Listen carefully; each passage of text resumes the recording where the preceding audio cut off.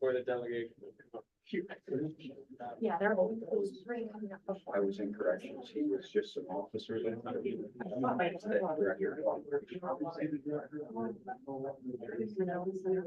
Oh, no, I think that maybe.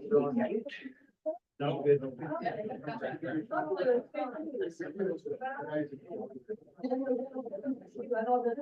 Good evening, everyone.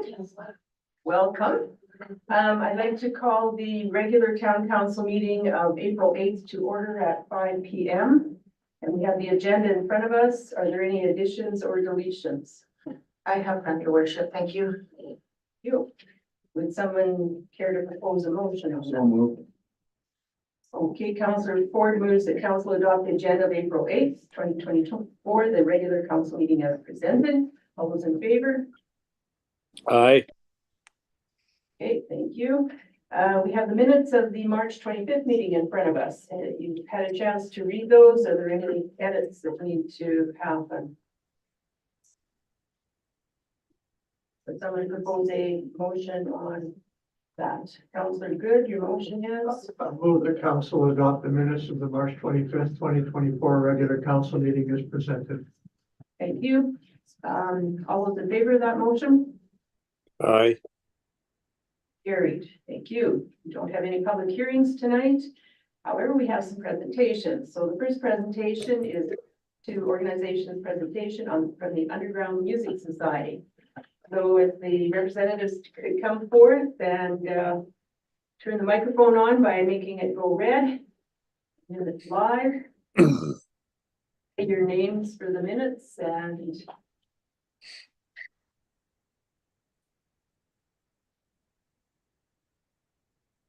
Hi, I'm Stu Rankin. Inez Allard.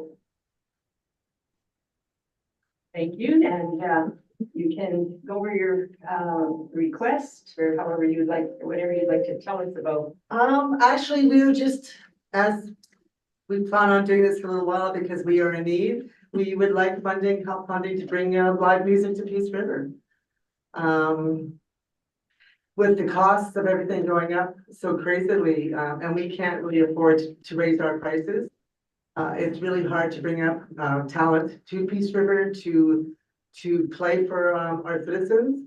And we were just looking for we're just looking for sorry. We're just looking to help for some help. We've been doing this for 27 years. Yeah. It's all been volunteer. We've got we something that we're all inclusive. We've never turned anyone away. We've never had any problems.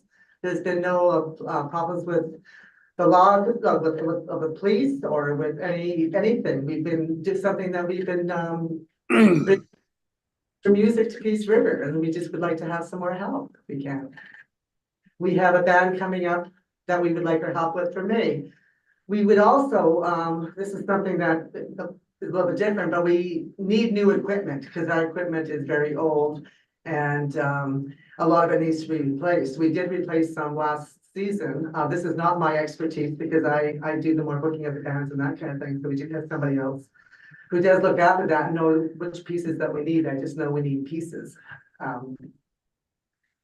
Yeah, just hoping that we would be able to get some more funding because we need it. Otherwise we'll close. I mean, it's something like that. It's every dance is like whether we can afford to have a next one. So it's something that we'd like, we'd like some funding. I know the last time we were here, there was issue with the amount of money we spent on food.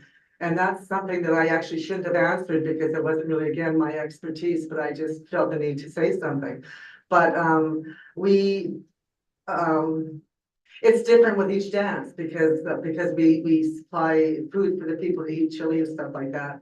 And I know at that dance that you guys were querying about, we bought a whole year's of supply for it because it was on sale. So that's kind of what we do when stuff is on sale, we buy it. Anyway, so I just, we need money, please. Okay, so I see from your budget, your ask from the grants to organizations is for $700. Is what it, Yeah, well, that's kind of what you guys gave in the last time, so we would be happy with that. We would be happy with anything that you could give us. We would love to bring up some higher quality caliber of music, but we just cannot afford it. And we're not going to start raising our prices where it's gonna be $50 or $70 to come in to go to our organization. That's not really what we're about. We want something to make it feasible for everybody, because we are all inclusive. We don't include just, you know, the higher brackets, the money wise, or anybody can come. If they can't afford it, then they can volunteer and still enjoy it. So it's something that we do want to include every single person that wants to enjoy music. Okay, and it's for a May 25th gala and celebrating your 25th year Yeah, as well. So that's 25th as a society, we were a couple years Yeah. before that, but we've been doing it, we've been doing this for a long time. And which is so beautiful right now, that we have volunteers that were in their mother's belly coming to our dances, and now they're volunteering for us, and it's so beautiful to see the generations enjoying it. And it's a very safe atmosphere for people to come to. It's not like you don't have to worry about getting things put in your drinks, or like, it's all very, very safe, and everybody is all looks out for one another. It's happened. great. Counselors, questions, Counselor Ford? Thank you, Your Worship. I actually have two questions. So I was looking at the budget from 2023. So that, my understanding is for your whole year. For the whole year, Okay. yes. And your ask for this year, as Mayor Manzer had stated, was 700, but it's specific to the, It would help us with our dance in May, yes. so it's specific to the gala Yes, for that one event. yep. Do you have an estimated budget for that specific event? Let's just add it up in my head here. Well, the band itself. The band it has itself is $1,500, hotel is about $250 to $300. $300 for the hall, or $450 for the sound guy. And then all the pop and stuff like that, liquor is about $700 or $800 itself as well. Thank you. Thank you. Deputy Mayor? Congratulations on 25 years, that's great. Yeah. I just have one question. What about, I don't see any fundraising efforts here, or We do with other grants. We're with the Alberta Foundation of the Arts. We had membership, we have membership that do donations. We've had two very, very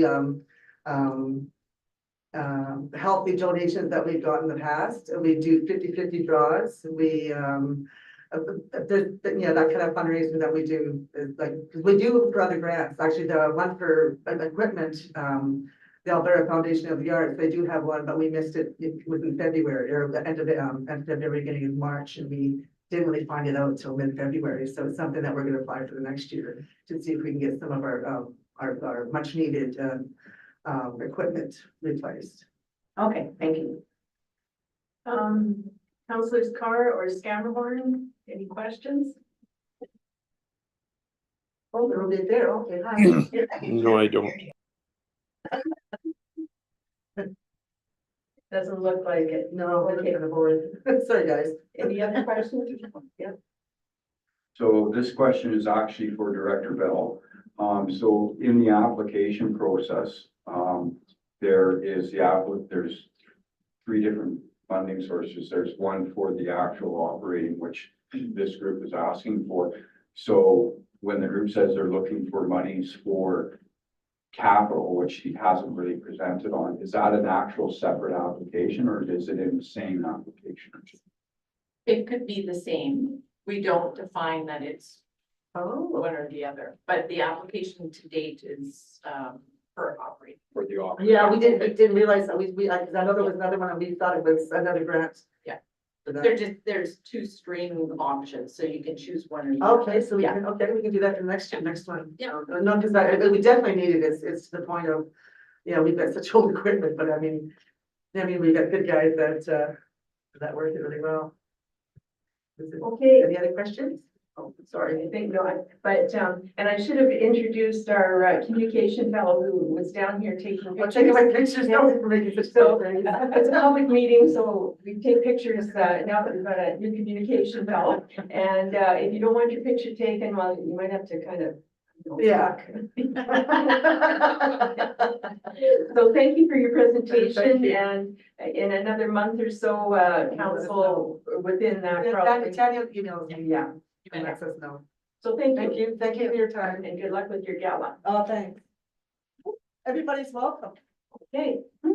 Okay, the next one, grants to organization's presentation from the Peace River Rotaract. And again, if you'd like to come forward and introduce yourselves and lead us through your presentation. Hello, everybody. Good evening. Nice flag. Wow. Thank you. We're getting prepared for the event. So I have our presentation on a USB stick. So let's see if Ms. Parsons can help. If you see the little red light, you should be able to, there's 2 spots there by that, yeah.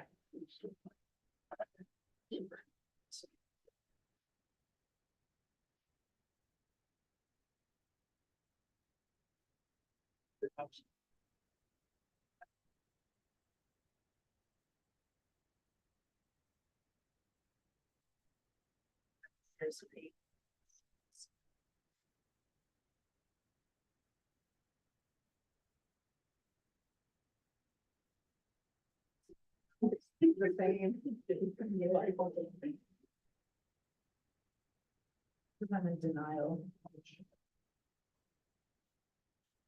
Those are in text. You can come to every meeting Monday. It's really nice. All right, so I guess we'll start off by introducing ourselves. My name is Riley Armstrong and I'm a Peace River Rotaract Club Director. My name is Joel Mangle. I'm the vice president for the Peace River Rotaract. And my name is Louise McDonald. I am the current president of the Rotaract Club. So we'll get started with our presentation here. To start out with our objectives. So we're here to talk about Rotaract River Days. It's an exciting event that we've been working on since last year, and we're looking to host it on July 5th to the 7th this year. So starting off with our objectives, our first one is to establish. We want to host a themed event in conjunction with the Peace River Jet Boat Races that enhances the image and contributes to a sense of pride in our hometown. Our next objective is to engage. We want to captivate locals and visitors with exciting activities and fun entertainment for all ages. Let's create fond memories of our hometown. I know speaking with my mom and dad and a lot of older individuals in town, they have really fond memories of Peace Fest back in the day when they shut down Main Street. That's an event that we want to be able to host now so that our generation can be able to have those fun memories of Peace River. Our other objectives to be able to promote. So we want to be able to boost local businesses by creating exposure, promoting tourism, and highlighting economic development. And finally, our last objective is to be able to support. So through collaboration with other nonprofit organizations, we want to be able to maximize our efforts and amplify our collective impact on the community. So Rotaract River Days will offer a unique and engaging way, unique and engaging way to achieve various goals while providing a range of benefits that contribute to community well-being, cultural enrichment, and economic development. What it's gonna look like is it's a 3-day event. On Friday, we're gonna have a block party. It will be on 101st Street area. That day, there's supposed to be a jet boat show and shine, a main stage with live music, patio brews with Peace River Brewing, an art exhibit and vendors, karaoke contest, with the Legion, arm wrestling, axe throwing, and much more. And that day is 18+ activities. Saturday is Riverfront Fun. So we take the partying over to Riverfront Fun, and it's more of a family day. With jet boat races going on, there'll also be face painting, balloon art, laser tag, bouncy castles, mining for money, fitness showdown, bathtub races, a farmer's market or open market, and beer gardens and more. And then Sunday, we are having a flapjack breakfast, hot rod show and shine, and Peace Region's Got Talent, and it is again for all ages on that day. So all weekend events, sorry, I'll just back up quick. All weekend events are weather dependent and they are subject to change. Another event that we've been working on adding on Sunday is the Princess Picnic and Sing Along. I'm so excited for that one. So we've reached out to Peace Players, and so we're waiting to hear back. And so I think it would be so fun. I'm sure they've got some princess gowns that they can whip out. And so we're really hoping that we can partner with them and be able to host things like that. And so as the event kind of evolves, we do have some of our sub events kind of changing, and it's more of a dynamic event, but we are by all means open to suggestions and everything. So if you guys have any ideas or any comments, please let us know. Dump tank. That would be so fun. Okay, and Deputy Mayor. Yeah. My motion. Okay. It's why try in the face, Deputy Mayor was.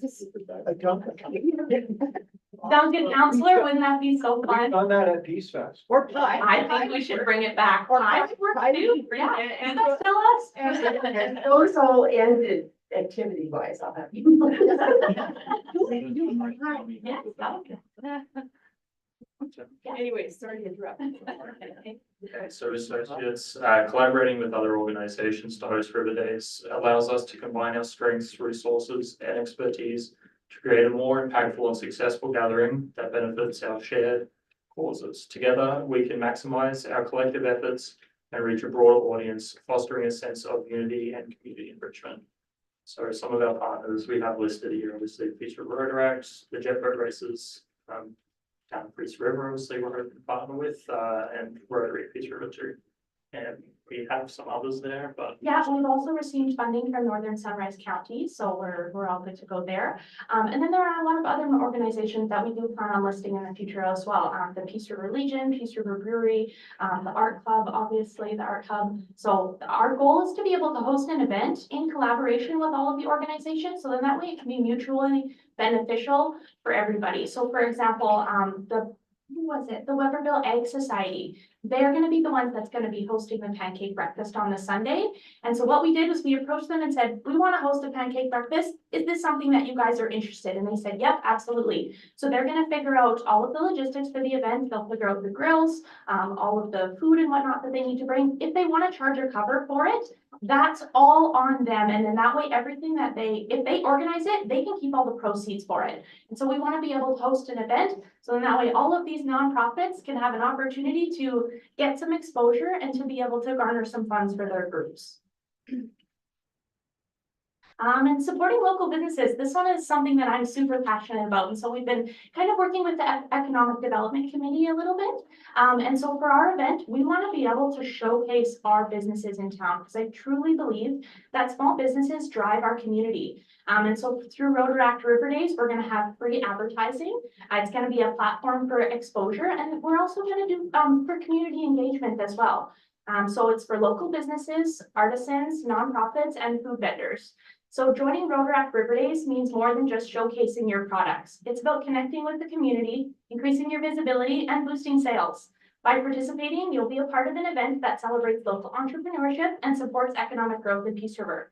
Don't miss out on this opportunity to make a meaningful impact while showcasing your business or organization to a wide audience. And so that's kind of our pitch to the small businesses to get involved. And so I think we had it on this Saturday. Shelley had reached out to Mann's Landing, Phyllis Mann, that's her name, right? Yes, yeah. So she reached out to Phyllis Mann for us. And so we're going to host a Mann's Landing Market and Expo. And so what we want to do is we want it to be a free trade show. And so we're also partnering with the Farmers Market, Peace River Farmers Market. And so they're going to set up in Athabasca Hall and in the parking lot. And then the Market and Expo will be over in Mann's Landing. And so I set up an involvement package and we're all ready to start circulating it out there, but we want to give businesses an opportunity to showcase their products and services, all under the same event, really, is kind of what we were thinking. Okay, collaborate. Why collaborate? There's exposure and visibility. Organizations will have the opportunity to showcase their missions, projects, and initiatives to a diverse audience from the Peace River and from surrounding areas. Promotion and advertising, taking advantage of Rotaract's growing network of followers, and let us help promote products or services offered in the Peace region. Community engagement, connect when the community on a personal level, fostering relationships and demonstrating commitment to making a positive impact. Fundraising and networking, a venue to a venue to raise funds for organizations while building relationships with other like-minded individuals, local businesses, and community leaders present at the event, and then community-minded cooperation, participate in or organize charitable activities during the event, creating a meaningful impact on the community while aligning with the organization's missions. We find there's sometimes like lots of different events that happen, but they're not all together. So this really combines us all into one and puts us like very like-minded individuals all together for the purpose, a similar purpose. That's it, that's all, we're all good. Obviously, there's some challenges that we foresaw and knew that undertaking such a large event could happen. So obviously, Public Works and volunteer coordination with shutting down 101st Street, we have to make sure we work closely with obviously the fire department, which having security on that night when we're so lining those things up was very important to make sure that we kind of check that box early in the planning stages. Event liability, potential for poor weather, and under attendance, obviously some things that we've under attendance we're not necessarily too worried about. Over attendance we obviously want to be careful of, obviously with certain restrictions, regulations, having enough facilities for people in the outdoor space, porta potties, those sorts of things. Potential for poor weather. We've met with Tanya and a few other parties to make sure that we have the right resources in place and have the right kind of guidelines in terms of tents and whatnot to make sure that we can have them available and we have the right permits in place. And obviously we don't go sticking stakes into water mains downtown, which would be good. So organizing a large community event undoubtedly presents its fair share of challenges, from logistical complexities to resource constraints. The success can be filled with hurdles and obstacles. However, it is in conquering these challenges that we unlock the potential for a truly remarkable and impactful gathering. Overcoming these obstacles is not only a testament to our dedication, but also a profound commitment to the well-being of our community. The benefits of a successful event, whether it's fostering unity or supporting local businesses, far outweigh the difficulties we may encounter along the way. With determination and collaboration, we can turn these challenges into opportunities and create lasting memories and positive change in our community. Another challenge that we're kind of facing right now, our Peace River Rotaract Facebook page got disabled. It just makes me just sad all over. So we've been dealing with that since the end of January. So it's been an absolute process, but we've revamped our website. I don't know if you guys have taken a look recently, but I definitely suggest to check it out. So we've got River Days VIP news on there so people can subscribe, and then we'll send out news articles just on what's happening on River Days, just as things unfold, just to make sure that we keep people in the loop. And then, yeah, we're definitely using that as our main avenue for communications right now. And then another challenge that we are aware of, it would be the homeless population in town.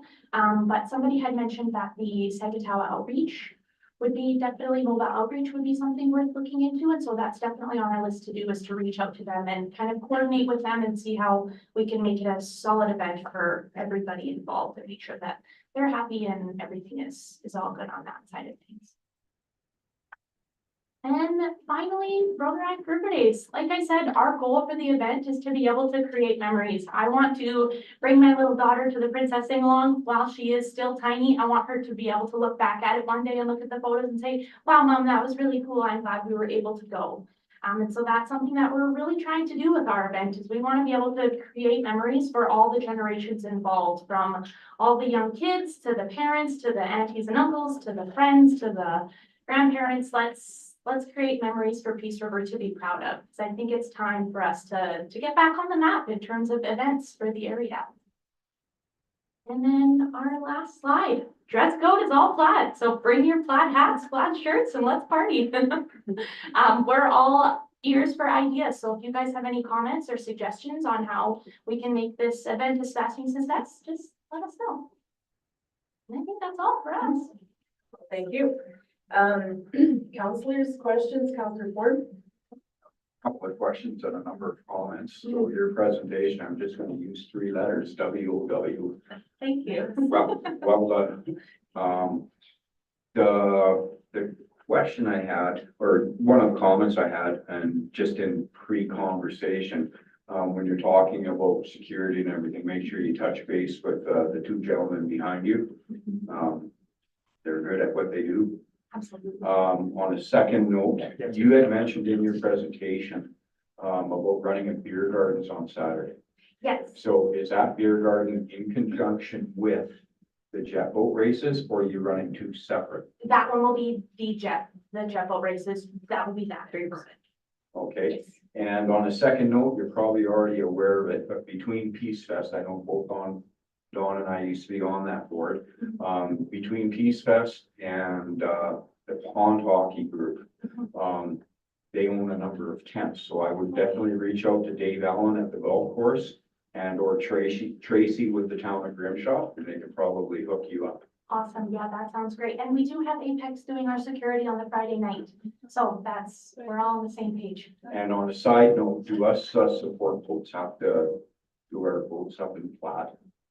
Yes, absolutely. Now they do. Yeah, now that you mentioned that. Yeah. Flag at least. There was another thing that I forgot to mention.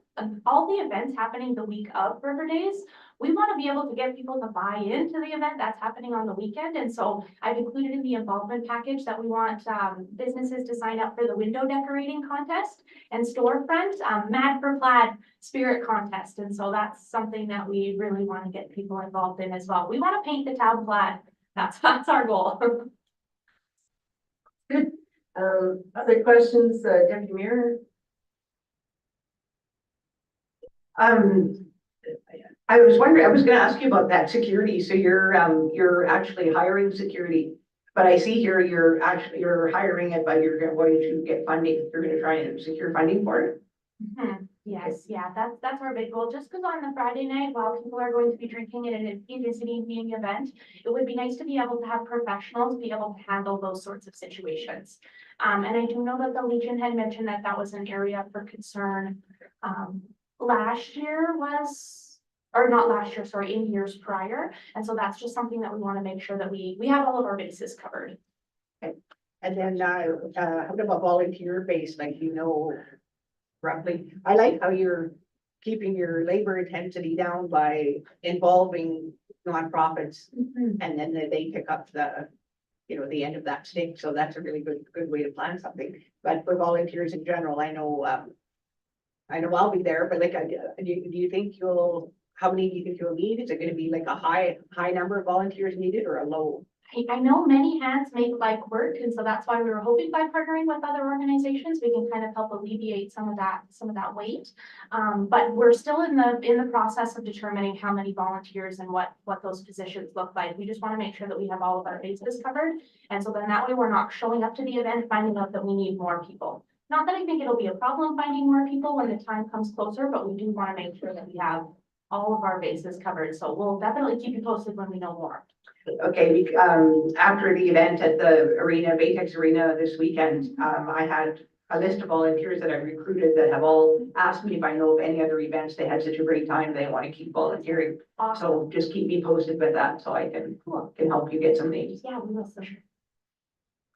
Okay, counselors, virtually there. I can't see whether you have a hand up or anything. Counselor Scamahorn, any questions? No questions here. It sounds like a good time. Counselor Carr?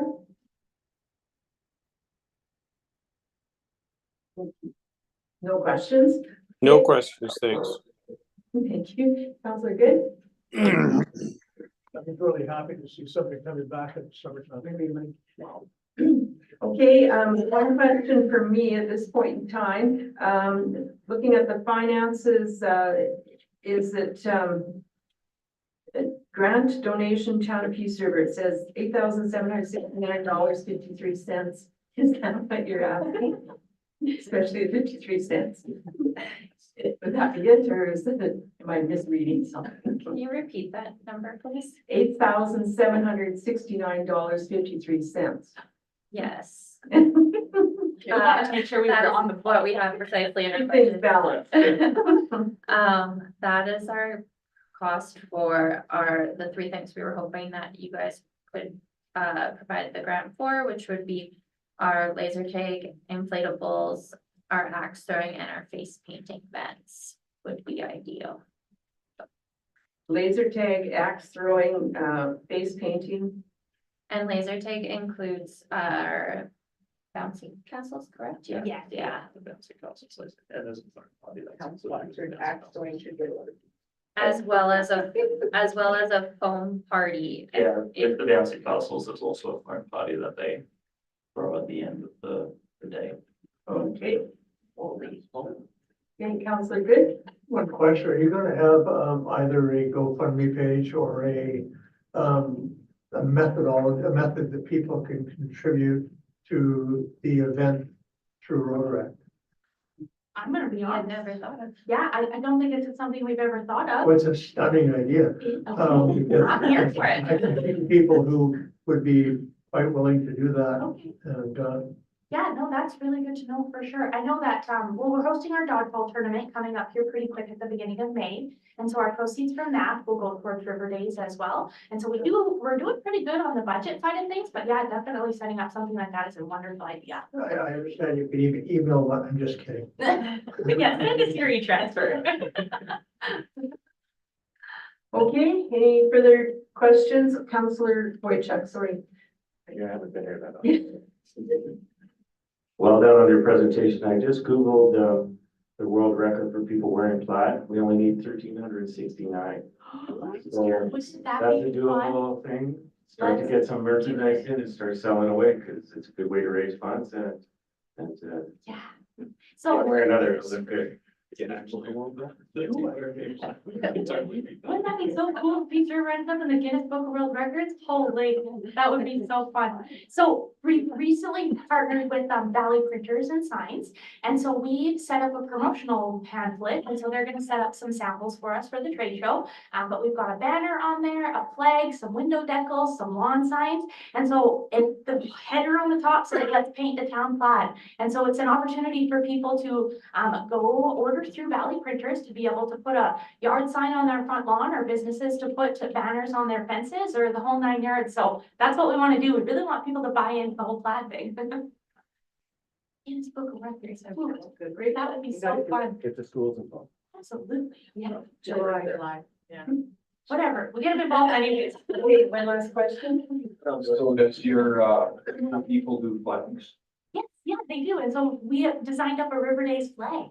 Okay, so I'm going to take, Councillor Good's idea and put a flag on the boat, but it can't be black and red. It can't be yellow or green because of the emergency colors the jet boat races on the river, but we'll definitely get a. You let me know. We'll update the design as we need to. Can you do pink and white? Up there. Right, colors. Yeah, perfect. Okay, well, thank you very much for your presentation, and we'll be getting back to you probably within a month, if it's the usual timeframe. Thanks. Well, good luck with the event. Thank you so much. Thank you. Okay, our next presentation is also grants to organizations presentation from the Peace River Community Events Society.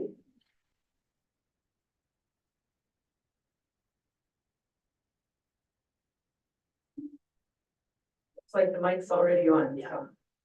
Hi, my name is JC Knott.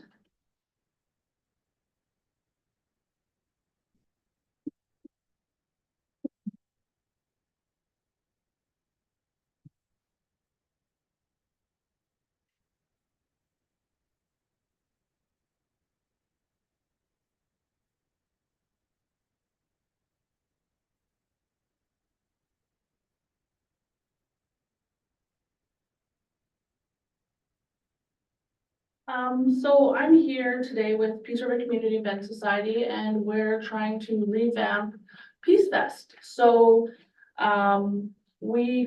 a whole new board, for this current year. We kind of been trying to get all our ducks in a row, and, we are facing quite a few, issues, or just, trying to get community involvement and such, but, We are doing, just one day right now. So a music festival in the downtown core, so it'll be in the parking lot behind, what is that parking lot called? It's behind the Mac in that area, yeah. Yeah. So we're looking at Indigenous and Western Canadian performers to have, a family-friendly event during the day. So we have the brewery that will be hosting music during the day. And then the Legion will be hosting music during the day as well. And then we'll have an area at Riverfront Park with bounty castles, food trucks, children's performers. And then we'll have our night stage, which will start at 6 o'clock. And we have about, we're spacing it out for about 3 or 4 performers, depending on how long they want to sing in and kind of the time frame that we have. And yeah, and then so we really want to draw, people down into the businesses and downtown again. And our plan for Peace Fest is to get back to the big music artists that we used to have and trying to draw in those big crowds again. It will take a little time just to build up that kind of cash flow. So it will be on July 20th.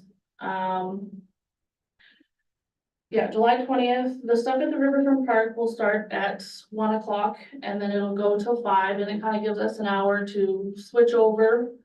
And then we'll have the area, that parking lot will all be fenced off. We'll have security. We have a lot of companies that are donating supplies like fencing and the concrete barriers. And we booked our stage and we booked a couple artists. But we just need some more, the grant is for finish paying for the stage. Our stage is about $12,000. And then the artists we have listed about another $7,000. We're not trying to do too big of artists this year because they cost a ton. And they usually have a lot of different requests and such. We will have liquor sales, we will have ticket sales, we're gonna have merchandise. We've had a couple sponsors here and there. We're gonna go back and revisit all the people that we've approached, some of the companies and stuff, but I have noticed that the companies are feeling very exhausted by the amount of asks they've had in the last little while, so we don't expect a ton of money from them. So we are trying to kind of rely on some of the grants right now, and then hopefully in the next coming years, we can stop relying on so much outside funding, and then it'll kind of be more of an internal thing. But yeah, I think that's all that I have. Okay, so July 20th, and it's what's known as Peace Fest with some things like in Riverfront Park, and you also mentioned the Legion and the brewery areas as well.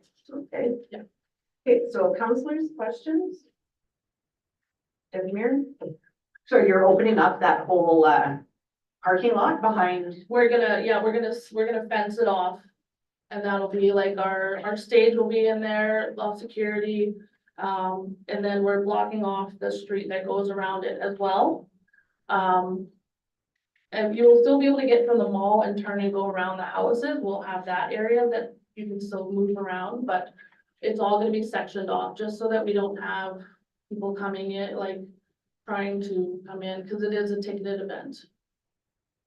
Oh, okay. Yeah. And what's my other question now? I can't remember now. I thought I had. Oh, I know what it was. I noticed that you had security and bartenders. So you're having the beer gardens there. The beer gardens won't be run by the brewery because you mentioned there'd be stuff going on down there. Yeah, so the brewery during the day, they're going to run their own show and make their money off all the sales there. We will make money off, it'll be $10 for an entry fee. So then that'll come to us just to kind of recoup the cost for the artists that we supply for them. But they will, you know, they'll serve their beer and make money that way, and then so will the Legion. They'll run their own bar and everything during the day. Like it shuts off at 5 o'clock at those two places. And then there's an hour, and until the gates open at the main stage behind the Mac parking lot. Yeah. Yeah. Yeah, so there's like a day kind of family thing because kids can go into those locations during the day. And then kind of let them have an hour or so to kick the kids to the babysitters, and the parents can come on down to the main show. Counselors, questions, Councilor Boychuk? Good. Okay, Counselor Scammerhorn, any question? No, Counselor Carr, no? Okay, no, oops, your worship, please. Look like you apparently no. Okay, so on the form here, it says council grant request, so that was for the $10,000? Yes. Okay. Yeah. Good. Okay, well, I wish you luck in the event, and it's nice to see you trying to have it come back again. Yeah. July is gonna be a busy month by the sounds of it, which is a good thing. So council will probably consider this in the next month or so, and then we'll get back to you. All right. So good luck with your event, and thank you. Thank you very much.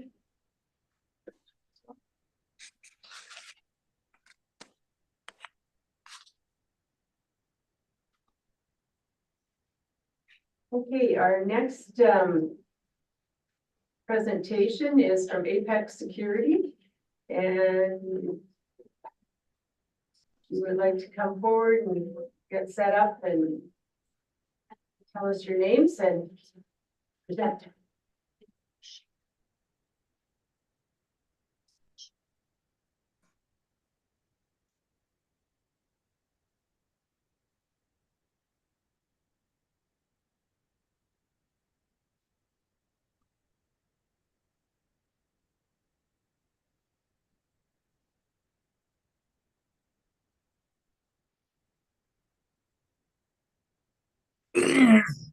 Thank you, councilors and mayor, for You're inviting us. You just need to press the red button there, or the button and it'll turn red. There, you're live now. All right, Thank thanks again, councilors and mayor, for having us. My name's Alan Guckert. I'm with Apex Security, business manager and development with them. Been with them for several months now, and previous to that, I was director of the correctional center here in town and spent 35 years in corrections, just to get background. With me is Ramey Nault, with Apex Security. I'm the director of the public security unit. I've been with the company for 11 years now. We have something you guys might enjoy. So we're gonna give you guys a presentation. We handed out a handout. I brought 6 complete handouts, kind of give a breakdown of our public security unit. That's what we'll be kind of demonstrating to you guys and showing what the public security unit is and how it works, and how possibly, looking at some of these previous people that are looking for money for the town, that we can maybe support that and some of the businesses, provide some security, some safety, and maybe change things around a bit for what's happening in the community. So the public security unit pamphlets that we handed out there, in there is a breakdown of the public security unit that we'll be presenting. There's references in there. There's daily reports in there. There's also a couple of pamphlets in there in regards to Apex Security in there. So sorry I didn't bring enough for everybody. I was looking at the numbers. I think we had 6 or 7 previous, so that's what I brought. So I apologize, there's not enough if there isn't. And then with that is also our training manual for what we do in Grand Prairie. Of course, anything we do in other communities would be kind of tailor-made to your community, not just for Grand Prairie. This is just an example of what we've done in Grand Prairie. Just gonna slide this there a bit so they can hear. So yeah, the SOP is involved in there too. So Yeah. we got a PowerPoint presentation. We'll show you guys. We'll kind of explain what the public security unit is and what we can bring maybe to the community here in Peace River. So let's put there. And we've done it. No. Did I click on the wrong spot?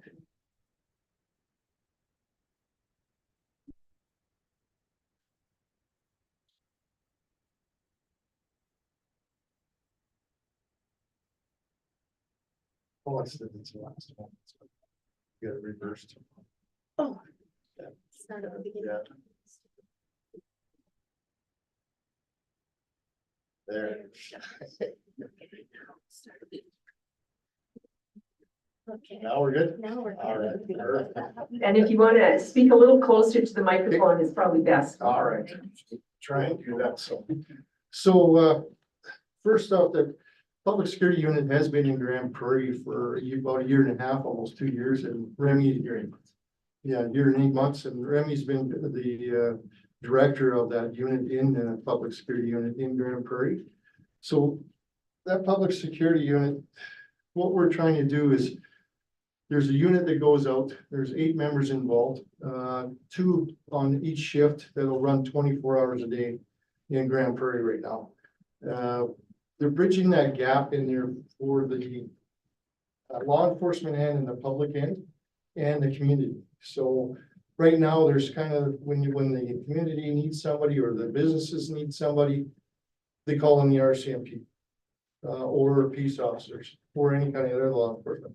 What this unit does is gives them a different option with faster response time for that lower end calls, allowing the RCMP or the law enforcement guys to concentrate on higher priority calls and spend some more time there. With the calls that are coming in and with EP servers the same as Grand Prairie, is a lot of those calls are the social disorder, homeless, trespassing, intoxicated, and that this public security unit would look after that. It would be in a lot more timelier fashion. We're looking at 5 to 10 minute response time in Grand Prairie. Peace River, we're hoping that would be a lot even quicker than that. But rather than wait for an RCMP in Peace River here, the time wise that we have is, as everybody knows, can be ranged from anywhere from 15 to an hour and a half, sometimes depending on where they are and how many constables are on shift. Not to take anything away from the RCMP, there's always obviously challenges for, you know, their resources and that there right now too. But what this PSU does is really complement and support them and give them that opportunity to spend more time dealing with those higher end calls and more time dealing with the stuff that more involves criminal activity rather than the lower end criminal activity. So the public security unit is that. So we'll go through, so we're bridging that gap with businesses, community, and the law enforcement so that there is that kind of another tier and level in there to bring forward. And as we know on the second slide here, crime's going up. We know that there's a bigger presence in Peace River here with the inmates out of the jail, with the homelessness, with disorder, and just with, you know, drug use and overall everything. It's ramping up, and it's not just this community, it's every community out there in Alberta that we're looking at right now in regards to the public security unit. It's all ramping up. Resources are going a little thinner. You know, patients are a little thinner, and even in the Peace River, I know talking to community and business members, they're wanting something different and something a little more concrete than what's in place right now with the RCMP and feeling a little more safer in town with these, you know, with these groups that are coming in here forward. The River Days, we did support them. We gave them a nonprofit discount off. There was a, you know, truthfully about $1,500 discount to help them do the security on that end. We're looking at, you know, doing different things for the community net. We were out here doing the Lock It or Lose It program with the Apex on the weekend. Oren invited us out to that, which we were appreciative too. It was a good, you know, good response from there. So we're trying to build the community, make it safe for everybody. With that crime rate going up and all that stuff, this is what we have to offer. So we're really working towards that to support the community and support businesses and just everybody in general to make it safer. What does a PSU do? It deals with trespassing, loitering, social disorder, but it encompasses all the lower end stuff, all the stuff that people are annoyed with downtown, and then not in this town, in every town. People sleeping in banks, people loitering around doing drugs on the side nuts. So PSU, there's a number available. We have 24-hour dispatch unit that they can come, they call to, goes directly to our members here. Our members are fully uniformed like Remy is here right now. They have body cams on. All of our staff have body cams on to record those incidences, in case there's any legal action. In a year and 8 months, we've never had any legal action in Grand Prairie at all towards the Apex Security at all, or the town for that matter that we're representing for the city. So there's a lot of aspects our guys are trained, knowledgeable, dealing with that, but they're, they're dealing with that lower end and a little sketchier kind of clientele, right? So, but they are trained in that. They deal with public safety concerns, facility presence, in a multitude of things. So PSU is not only there patrolling the streets 24 hours a day and on call for the businesses and the community and the public, but it can also be put towards events like this. If you guys need extra security, public security is working for the town then. And if there's events going on, we can put additional staff or resources out there for that. For instance, in Grand Prairie, we during football season, PSU would go and do security at the football games, for the high school football games and the band football games. So yeah, we're available to we're very flexible in how we can be used. It's not just a kind of a one trick pony. We can, whether it's walkouts or football games or just patrolling downtown. Yeah. So we'll kind of show you how that works here as we get going here a bit. The PSU currently consists of 8 highly trained guards working at public security officers. They're sworn in as bylaw enforcement officers through the city of Grand Prairie right now. So they're sworn in as bylaw officers. They work for the city, but they're still with Apex Security. So we do all the hiring, the training, all of that aspect of it. But they're sworn in so they can enforce some of those bylaws that the town or the city may have and put those things into effect. So it's kind of a multilateral where we're helping the law enforcement end, we're helping the bylaw end, and we're helping the businesses and the community. So. So our training, all of the PSU members are experienced security guards in Grand Prairie. Nobody on the unit is like fresh into security, brand new. So first off, they've got their Alberta basic security license. They've got de-escalation, nonviolent crisis intervention. We've got use of force. We have stop the bleed, first aid, naloxone training. We do FOIP training as well because FOIP is important in the city, especially with body cams. And then in the field training with peace officers is predominantly the training we did. We did ride-alongs with them when the unit first started. And then we're continuously training and development. So we try to do our use of force training and we run scenarios and all that. So we're all of the members are more training than an average security guard. The PSU unit works alongside very closely actually with the peace officers in Grand Prairie. We brief with them every day. We start our day with peace officers. Every first day of the rotation, we all brief at the RCMP detachment with RCMP. We work with outreach programs, parks, town events coordinators, town enforcement services, EMS, fire, AHS. So we kind of all the partner agencies we work with, whether it's, riding in the back of an ambulance that's been to a drug overdose and then this guy's thrashing around and maybe they don't feel safe, we'll ride with the ambulance to the hospital with that person. So we pretty much work closely with, as you can see on the slide, all of the agencies. You got the one picture there where almost everybody involved is in that picture. You got Apex Security, you got RCMP, you got the fire guys in the back, you got EMS, and we're directly, like we said, that other link in there, because we're trying to change some of the aspect too in regards to security guards, and Apex Security doing that with the PSU is more or less being a first responder also. A lot of the situations, whether it's break-in, or it's trespassing, or it's loitering, or anything like that, sometimes it escalates up. So the first responder now, rather than being a police officer, and that will be the public security unit. The authority that they use, right? So we use the Petty Trespass Act, the Trespass to Premises Act, and then city town bylaws, and then 494 the criminal code. So our bylaw appointments gives us the authority to operate anywhere in the city on all city property and all parks. And then 494 gives us the power to arrest if we see something, crime happening. And then Petty Trespass Act, we use that. Although we do make arrests, but we try to actually get verbal compliance and, go on with kind of a softer approach than just like arresting everybody who's trespassing, stuff like that, kind of move them along. We call mobile outreach if somebody's, if they need or ride in the shelter, and if mobile outreach isn't working, then we'll take them to the shelter ourselves. So we have a pretty big van, so if it's like 15 people, so we can load people and their things and bring them to a place that they can be when we find them places that they're not supposed to be.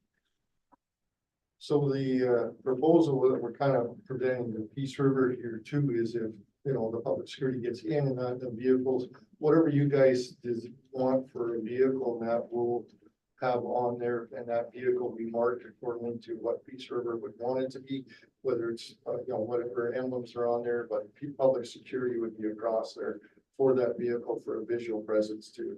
And that's the important part too. It's not only the matter of responding, but that visual presence in that capacity of it's a constant and it's always there, right? And the homeless and the social disorder people, they see that we're always there, we're constantly there. It's not a matter of we're going to be an hour or 2 hours or at 11 o'clock our shift ends or whatever like that. But it's a matter of that constant pressure and that constant appearance of these guys being there visually. That it shows a lot and affects a lot of those guys too, right? When we're transporting and moving around and doing our patrols. So that's in there too. In the picture here, the one on the right, I don't know if you guys are right there with the security and the police. That's an enactment with the RCMP, with the PSU. On certain occasions, they would go in and set up days to look at these encampments a little further or go in a little bit further with a little higher authority with the RCMP and put a little more presence and a little more pressure on those guys. So, but the PSU on a 24-hour basis, looking at those homeless encampments and stuff like that, would be continually going after them to tear them down, move them, and work with those additional resources that are available through the town or whatever is available. In this case, Sagatawa or RCMP or whatever, mental health, AHS, and working with those individuals.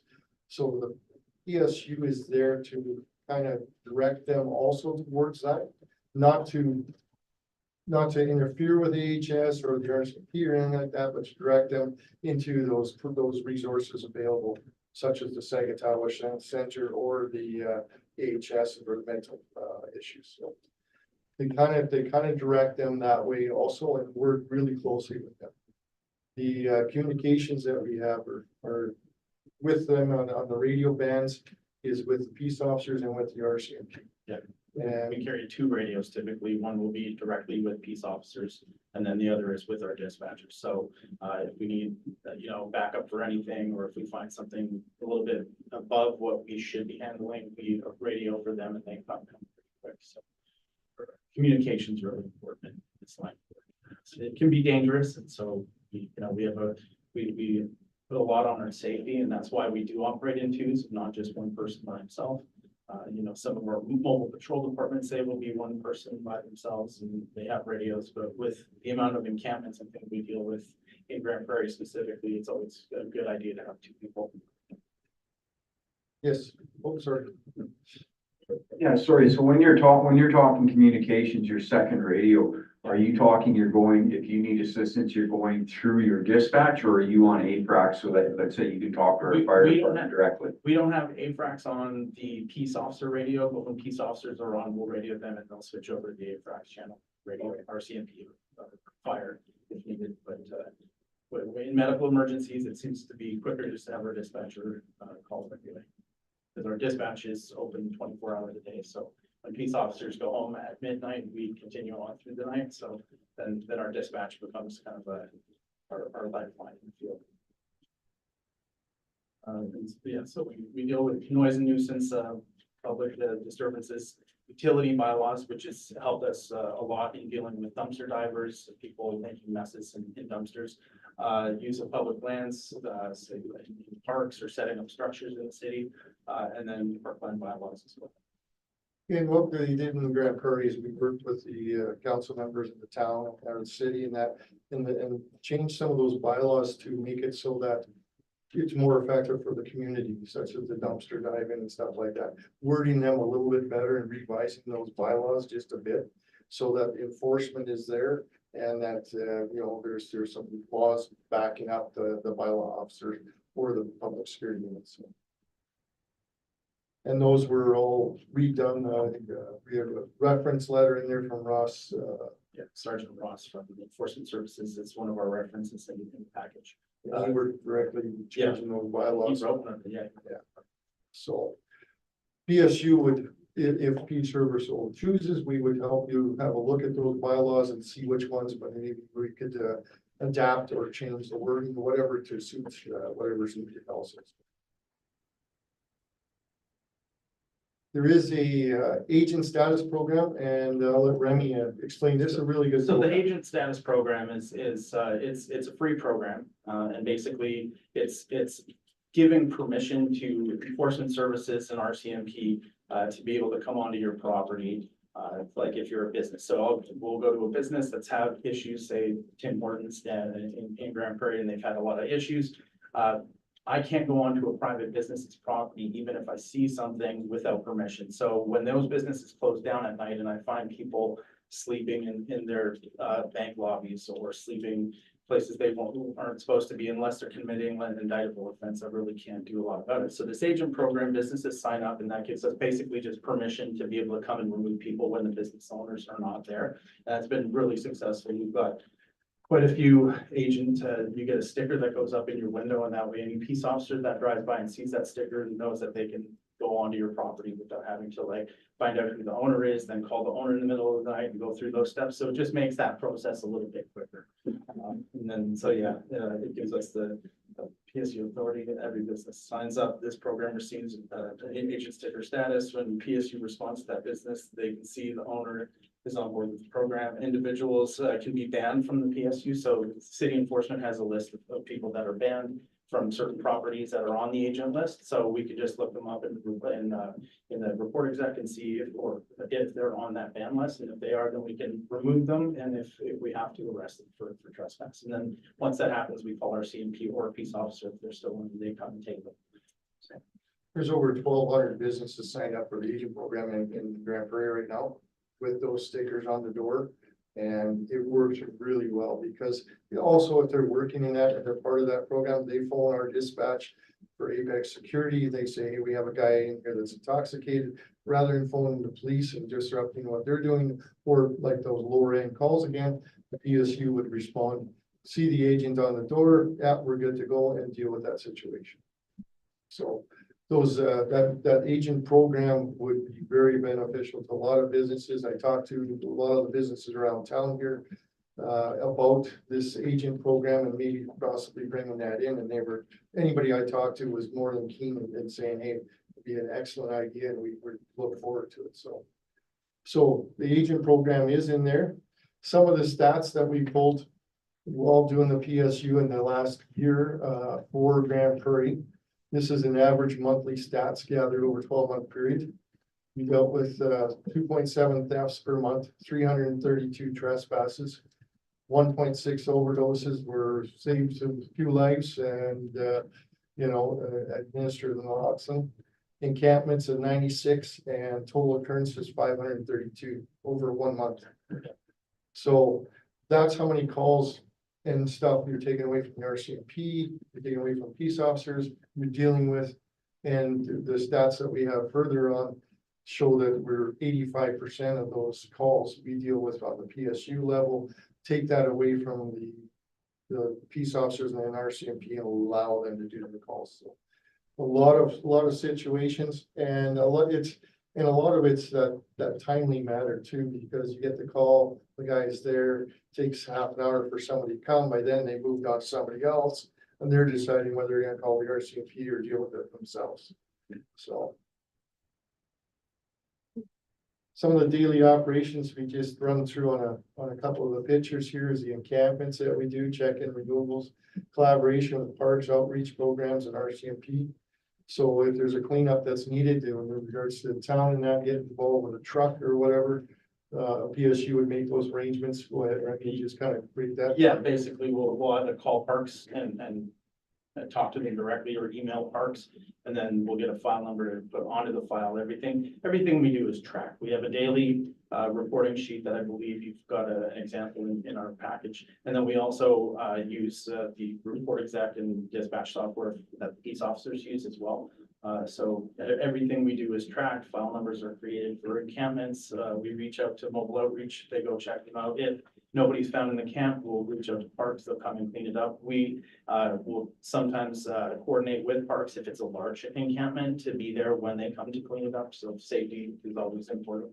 And I mean, we've been able to bring the encampments down to quite a bit. I mean, until you fix the overall problem, you're gonna always have them popping up, but we like to, we patrol Muskosipi Park regularly, so that when we find an encampment, we get it taken down right away. And if somebody needs to go to the shelter where they can be, we'll bring them and whatever stuff they want to that location. And If they have valuables, any valuables we find at abandoned camps get tagged and then they get logged, put into the peace officers shed for 30 days. So people can come and get them, and we have had that happen before where, you find a bag full of DeWalt tools and DeWalt drill bits they may be stolen. So we'll tag them and laptops and all that. So anything of value does get saved. It doesn't get just taken to the landfill. So and people have come back and actually recovered some of their toxins. So. And they may have come by them naturally too, so. Street engagement, wellness checks, harassment calls, trespass enforcement, social disorder, and connecting with programs. We're big with working with all the agencies. It works really well. The letters of reference that we have with the peace officers, the friendship center in there with the RC. We can't get any from the RCMP or the town directly supporting our organization, but they really support the program that we're doing, so.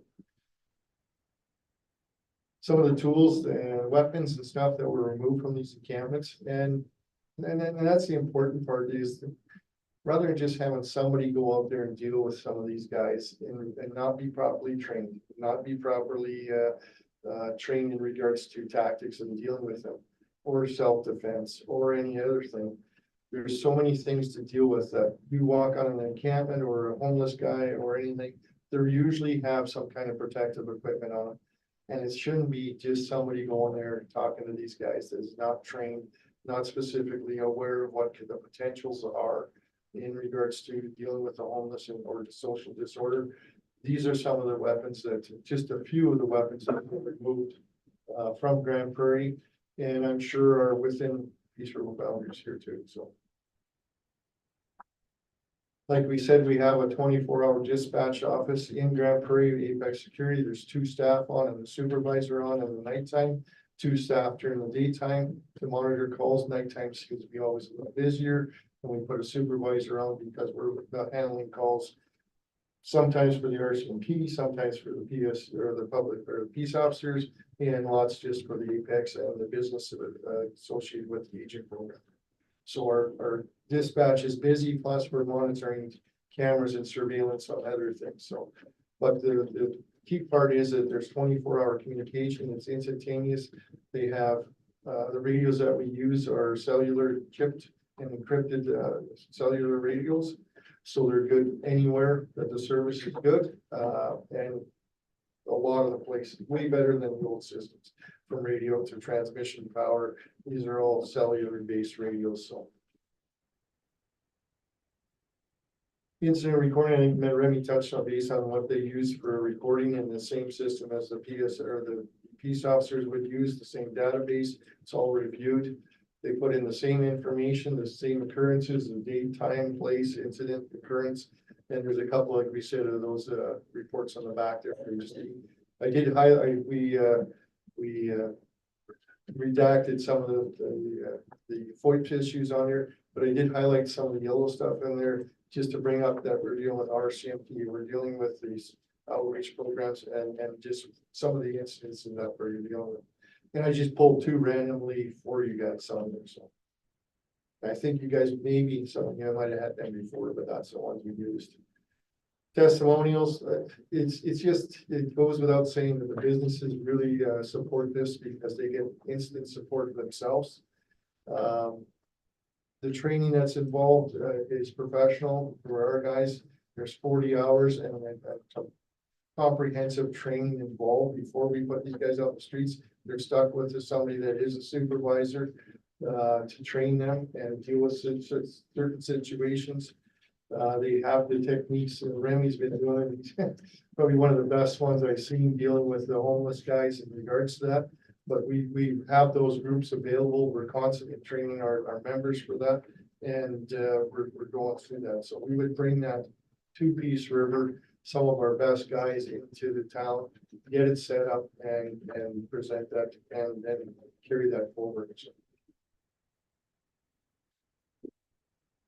that's kind of what we have for Apex Security and what the PSU unit is. There's a lot more information in that handout that I gave you in regards to a little bit more detail to what we're doing and how we're doing it.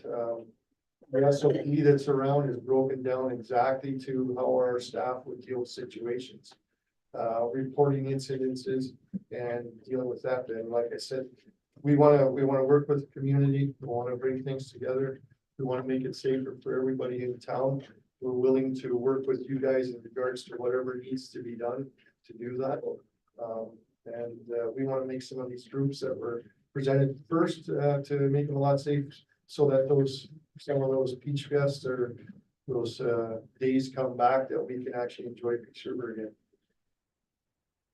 Well, thank you. So you mentioned peace officers so in Grand Prairie, they have peace officers. Do they have bylaw people? They took all there used to be like a CPO level, peace officer level 1 and level 2, and level 2s for bylaw officers. They then combined all of those to just be level 1 peace officers. And the issue is there was, their main focus is, dealing with dog attacks, things like that, being in school zones during busy school days, doing traffic stops, traffic enforcement. And so when calls come in for a trespasser or something that's kind of a low level and they're busy trying to get in their school zones, then they were finding that they weren't actually able to do the tasks that they're supposed to be doing because they were busy dealing with the say encampment problem near the Wapiti House. And then on top of that, they weren't able to be there consistently because those encampments, you can't go in once every week or once every 2 weeks because it ended up in big fights and it was just a mess. So what you need is a presence that has the freedom and the ability to be there every day, that they're not busy doing traffic stops or doing those other tasks that peace officers are really here to do. And so with the PSU, we're able to go every day and get the tents taken down. And it was a slow process, but I've noticed a huge change in our city. You don't see tents everywhere. Where I used to see 20, 30 tents for weeks on end, you don't see that anymore. So, and that's consistency. You need somebody who's going to be there consistently. And RCMP, again, when their call volume goes up 170%, well then how are they supposed to also deal with those? So they'll get to those calls, but then by the time they get there, the businesses are frustrated because they're like, I called you 2-3 hours ago and nobody's come. So they don't feel like they're being heard. So we don't have we're not dealing with the break and enters or any of the higher level crime stuff. We're just there to focus on social disorder encampments and that kind of problem. So we have the ability to go in 5 or 10 minutes. Unless we're tied up with something, but even then we can usually wrap it up pretty quick and make our way so that these businesses they're not waiting hours for service. So you also mentioned the ability to arrest people. Yes. So have you had some of the arrests like go to court and be successful from your viewpoint? Yes, absolutely. We make sure that before we make an arrest, we're following all the protocols and we're staying within the law. So if you have all of your,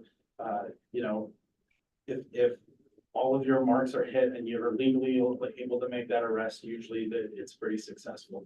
The issue is sometimes the courts themselves wanting to prosecute on them, or move forward with it, but at least it gets them sometimes before a judge, and so it disrupts their behavior enough to maybe have them change that behavior, or we've been finding a lot more people using the shelter facilities now, because there's pressure for them to not be everywhere, because they can't just set up a tent in behind some businesses and stay there for a month in the A&W drive-through and live there for 3 weeks. Somebody's gonna come and remove them, and then if they set back up, we'll be there tomorrow, and then the next day, and the next day, and eventually they move on and use the service. Does Grand Prairie have basically 24-hour shelter Yeah. program? Yes, they've got SLC St. Lawrence Centers, and they've got Wapiti House, so the two shelters are really close to each other that do operate 24 hours. The St. Lawrence Center, sorry, they have a MAT program at night that lets in at 9. So yeah, there is 24 hours shelters there, which is important. Shelter space is an important factor in being able to clean up these problem areas, because if you don't have shelter space, that doesn't give you a lot of grounds to be able to use the laws that exist, because they'll say, well, I have the right to shelter, don't I? And you do, but if there's a facility that you can do it in that's safe and that has capacity, then there's no excuse for them. So the ones that say shelter overnight but get into trouble during the daytime, yeah, those are the ones that you in Grand Prairie would try to help direct towards programs? Mobile outreach, and it's, you know, you sometimes sound like a broken record, because every time you deal with, dealing with them, I'm always asking, can I get mobile outreach here? Mobile outreach is also on the same radio frequency as we are, so I'll talk to them directly when we're dealing with someone, and before we deal with someone, because you get to know a lot of the people in these groups, and so, you might get 20 no's before they finally say yes, but if you just keep pressure and keep at it, eventually it seems to be successful. Okay, Councilor's question, Councilor Ford. I actually had a few questions, but the one with communications, of course, you've already answered. And you pretty much answered the question I had with encampments, and that was going to be within the operations of the city of Grand Prairie, like some examples of some successes you had, which I do believe you just answered with the recurring of showing up and getting 20 no's, and finally you might get a yes. My last question was, in your presentation, you used the use of force training. Yes. Can you get into that a little bit? And So what type of use of force do you use? Yeah, we typically run, I've got both PPCT, well, it's pressure points and control tactics is what the course is called, and then CTSS, which is control tactics and survival skills, and that gives us the ability to then carry batons. It does handcuffing, empty-handed skills, and everything from defensive to use how to make arrests without hurting people, right?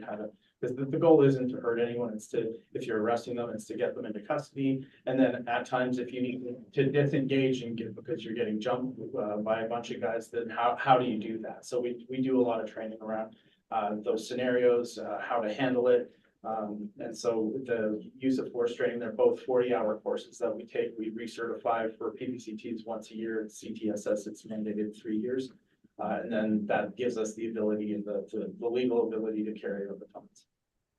So your members or your security people don't carry like a handgun, or they don't carry they don't carry tasers or anything like that, just the baton A and lot cuffs? less lethal, but Yeah. a lot more effective. Sea spray is not allowed. No, So not yet. you carry less lethal?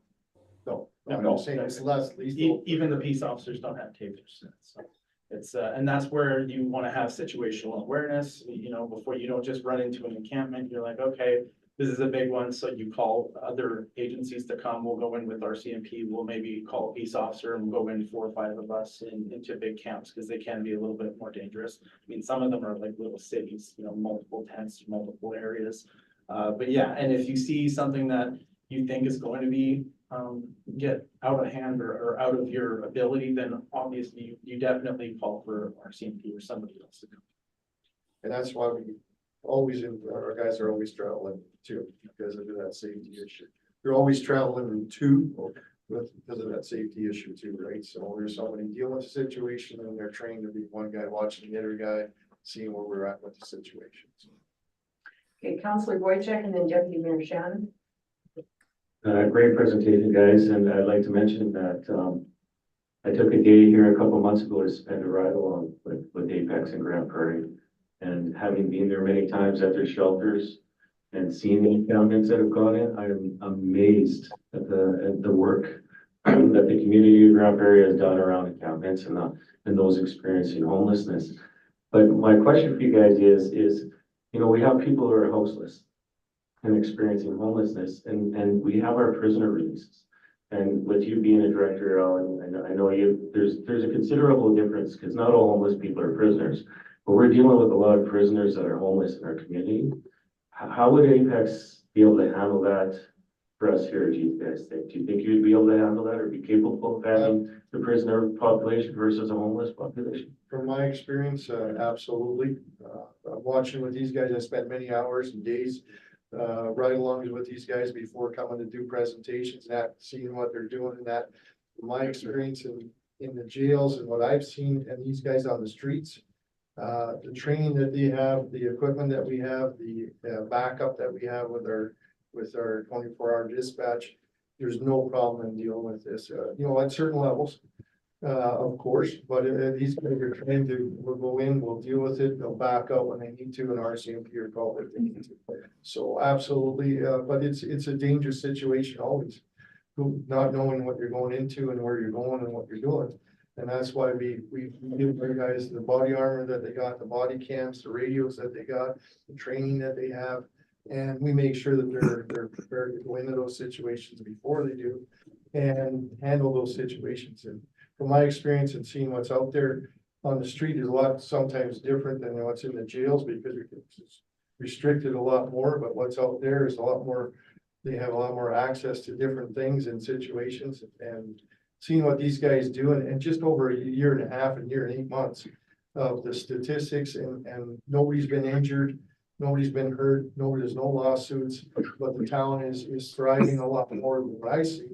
The businesses are happy when we go in there, they're like happy to see Apex come in. The PSU in particular in regards to that, and that's dealing with them, Tim Hortons, Circle K, all these places where there's usually loitering and going on, some of the banks and that, when they put that agent program on and they're phoning these guys, the response is what we're wanting.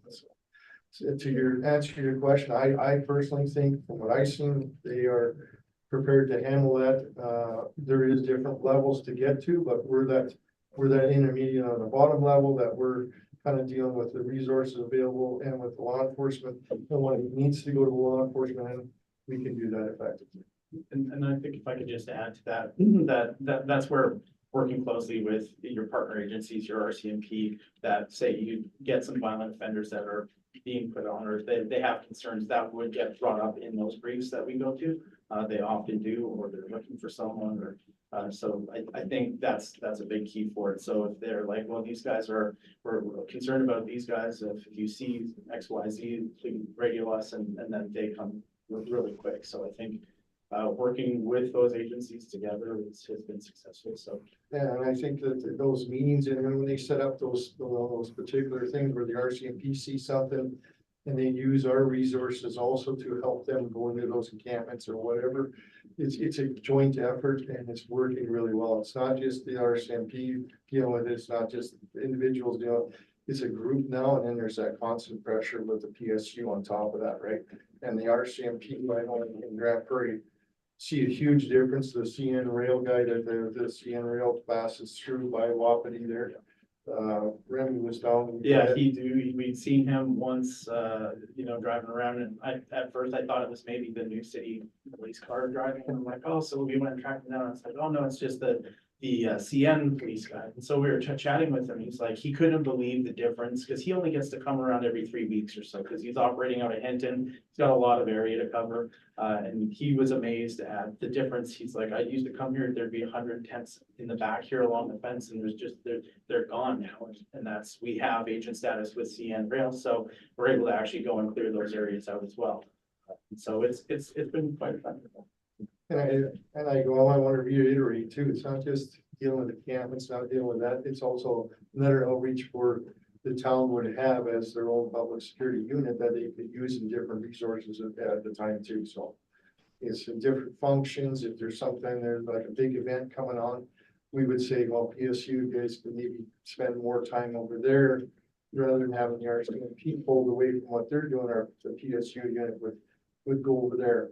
Then the rest of the time, deal with the homeless and the disorder. Then another event, well, we're going over this way. High school event, we could be over there. And if there's nothing going on there, we can another call. So it's just another resource available at a lower level for budget wise, but effectiveness.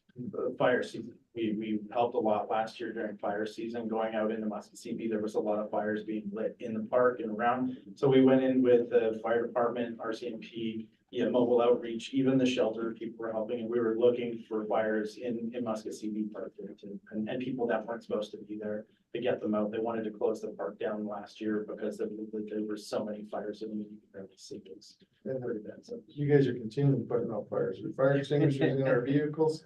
We have pictures and pictures and pictures of fires. We all know what that looks like for the last couple of years and this coming year probably, so.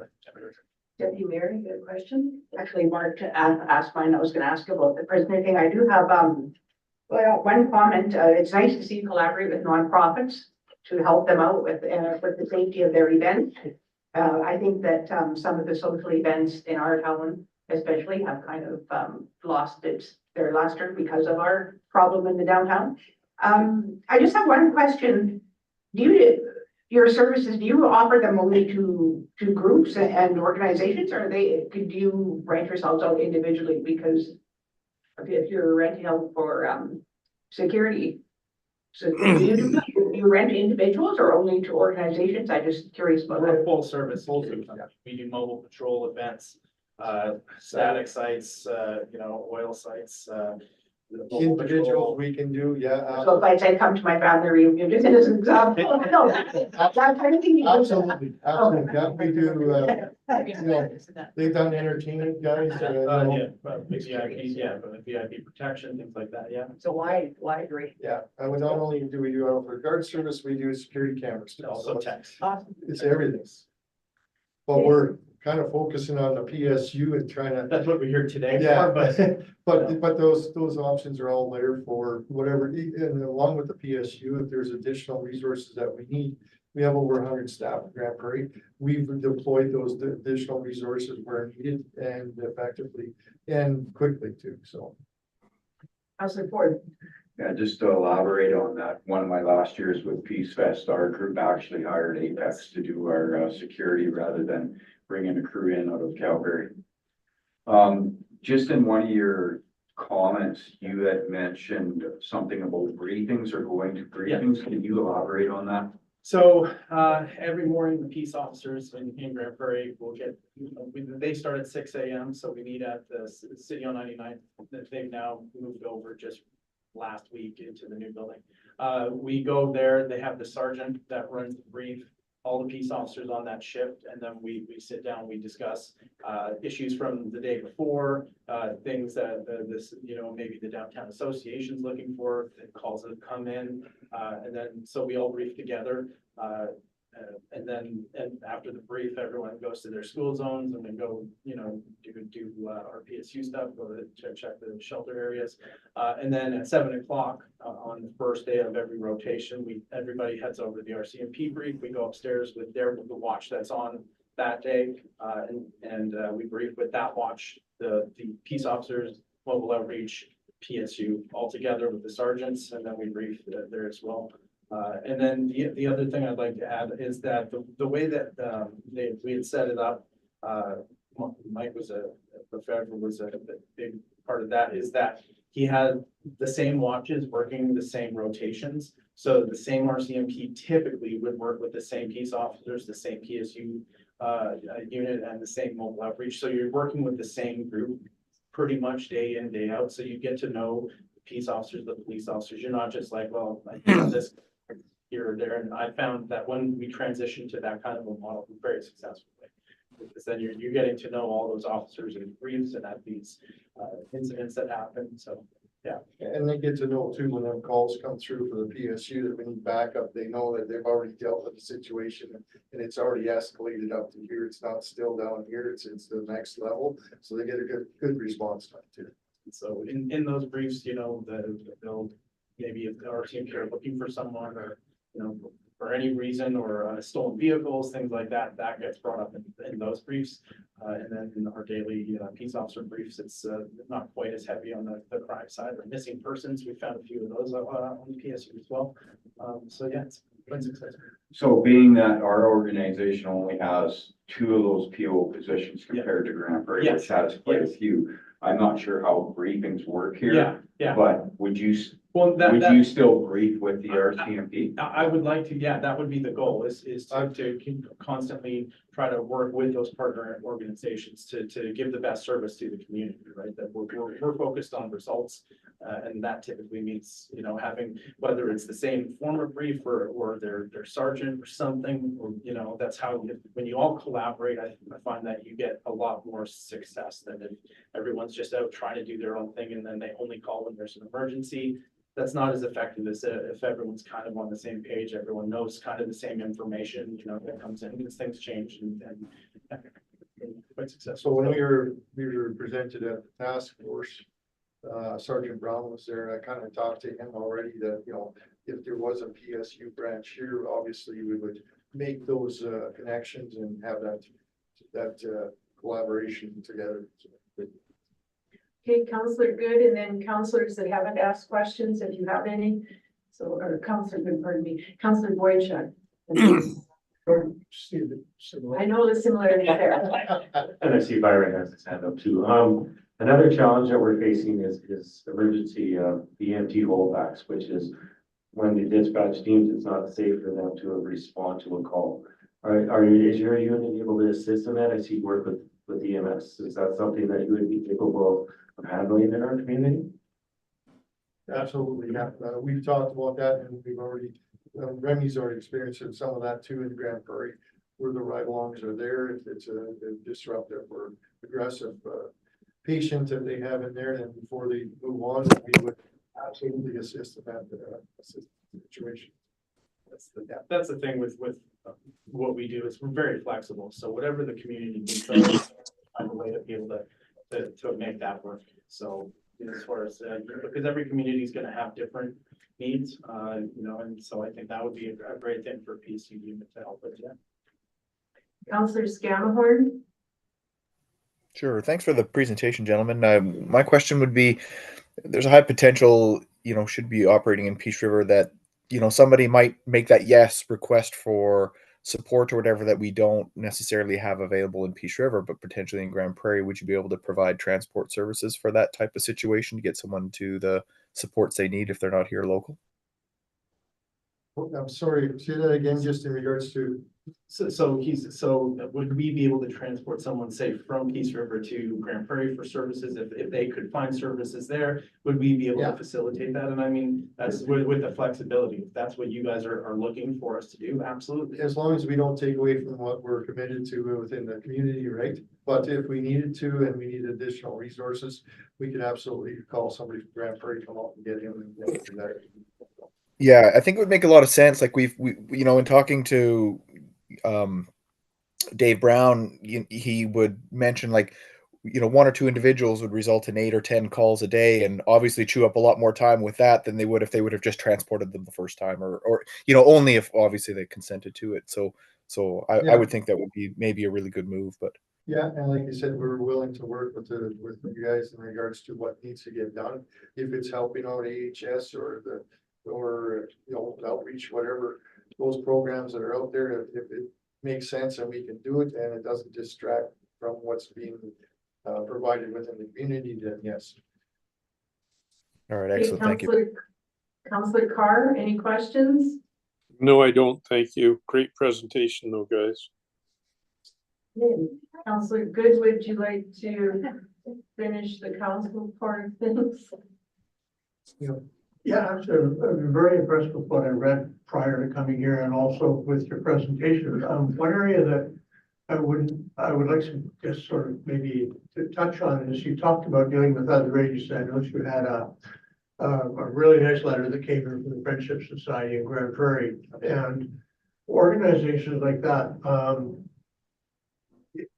There's two sides to an issue. I mean, when a person's having a problem or interfacing with different levels of security or the police or whatever, it's generally because of a bunch of other things that have happened prior to that event. And the goal is to be good for everybody kind of thing. Absolutely. Obviously good for our business. I had a business downtown. I know what it's like to be dealing with people on an ongoing basis. But I also want to know, what is your relationship with the other organizations? Like you talked about mobile outreach, but you spoke up positively, and I assume that there's a good relationship there. I like the fact that you talked about when you're dealing with people that it's not everything you said it ended up in an arrest or jail or No. sometimes it ended up on you're going to leave here and go somewhere else where you're not an issue. But at the same time, saying to that person, are you aware, and you talked about this a bit, are you aware of the other services that are available for you? And can we maybe give you an idea of what's out there? Because And that's exactly, that's why we go to some of the communities right now. We're looking to see what's available in regards to what they have for resources and that. And that's, the primary part of the job too, is extending those, making sure they get directed the right way. We don't want to keep seeing them and seeing them and seeing them. And like Remy's dealt with a lot of that stuff, the guys have. And sometimes you also get, some of the people fall through the cracks when it comes to outreach. Some of them don't behave well enough to make it safe enough for the outreach workers. And so I can give you one example of a person who was banned from their services, suffers from mental illness, causes major issues in the city. She's now been moved somewhere. I believe she's in a better place now. But mobile outreach wouldn't help her, shelters wouldn't help her. It was cold out. She needed to get her prescriptions. So we actually loaded her in the van and I took her to get her prescriptions to the pharmacy, made sure she was able to get them, and then got her out of there.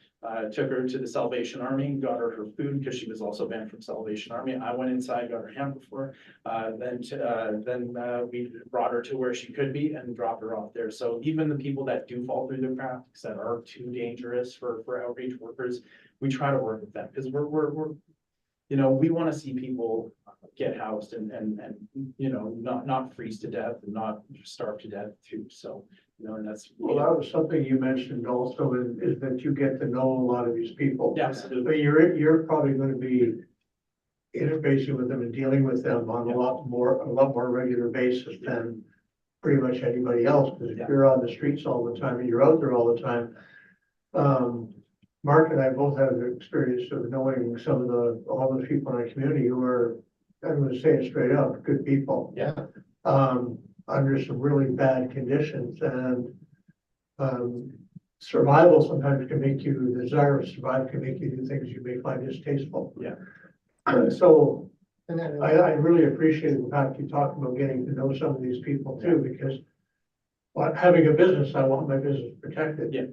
But I also want somebody to get help when they need it, because I think all of us in our own lives at some time or another, of course, some maybe people are even lucky enough never to need it. I can't say that for myself.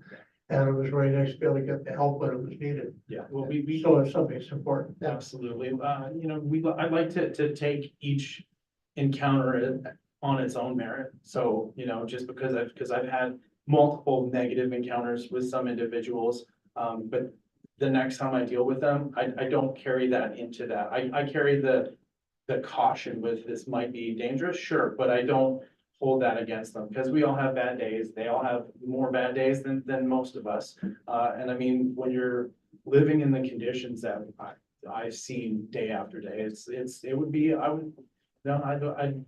see if anybody could not have bad days in those conditions, and so yeah, we're very compassionate. We come from the enforcement side, but we have a lot of compassion for the people that we deal with, and we get to know them quite well.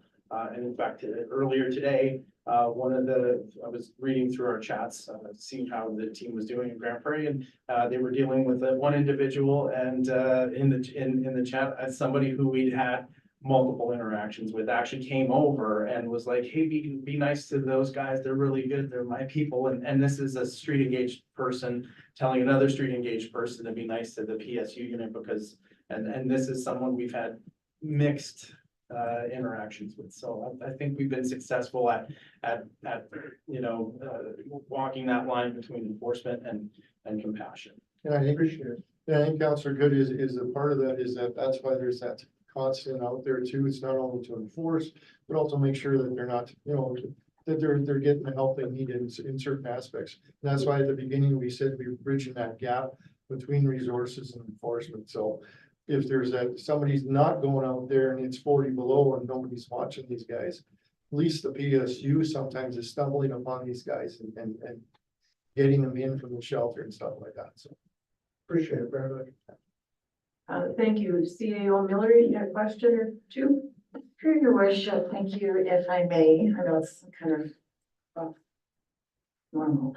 I was just wondering, I understand, or I'm interpreting that the PSU unit in Grand Prairie was the pilot unit? It was. The first one? Oh, Absolutely.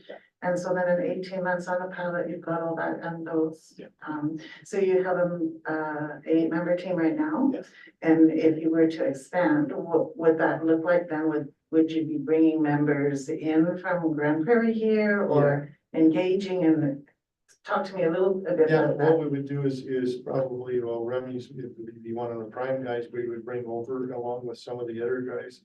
Get them in here, get a couple of the guys to ride along with our senior guys and get the group trained. But we would bring our most experienced guys out to here because we're already training some other guys in Grand Prairie. We've already kind of put this in place back in December, kind of, to get ready if we're gonna be bringing the PSU to different communities, so. Thank you, your worship.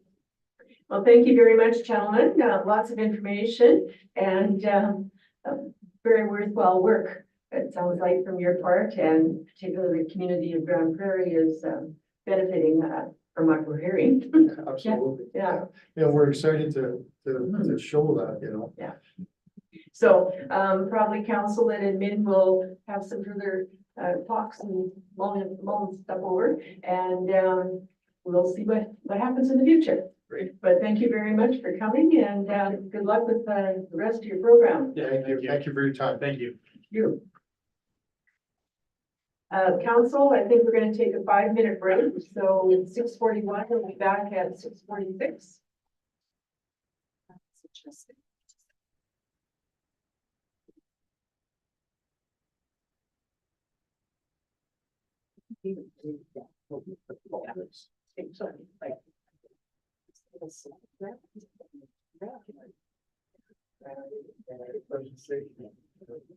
Because they fill all those little nasty gaps.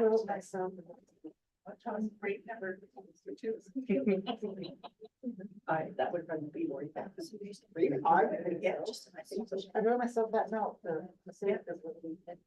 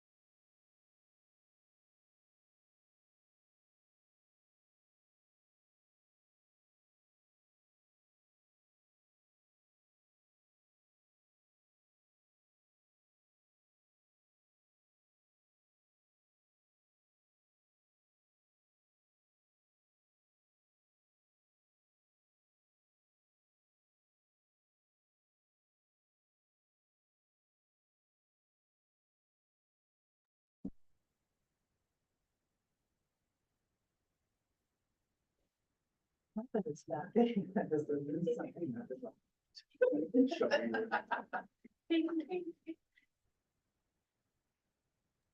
we, It's thinking about it.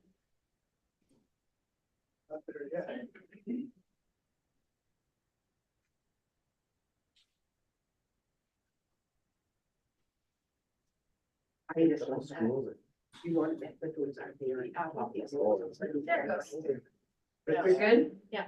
Okay, welcome back, everyone. So we're on section 6 bylaws, and we have bylaw number 2150, land use bylaw number 1891 amendment, adding contractor services with, Mr. Fisher.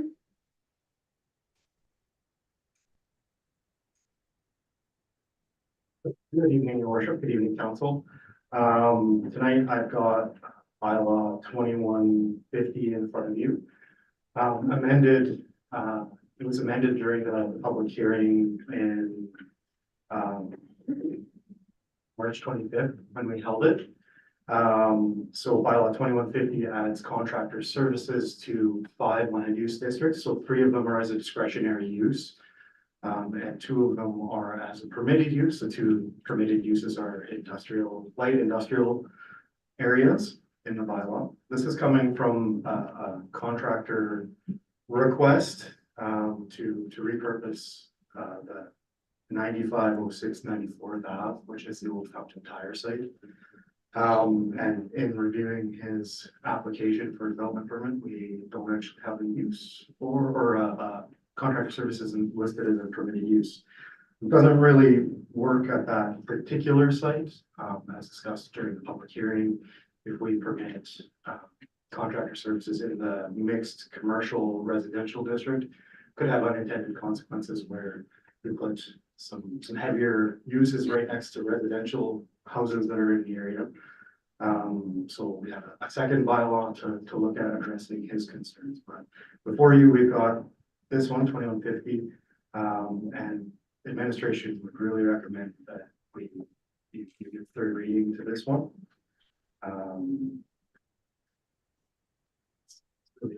Unless you have questions.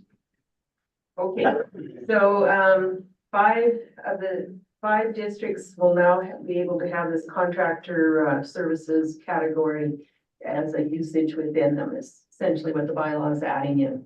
Okay, and with respect to the particular property that sort of caused this whole thought process, that bylaw change would be coming up future.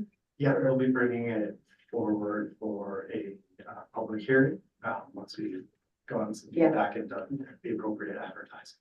Okay, thank you. Okay, councilors, any questions at this point in time? Councilor Clark? I'll make the motion. Oh, that would be fine. Okay.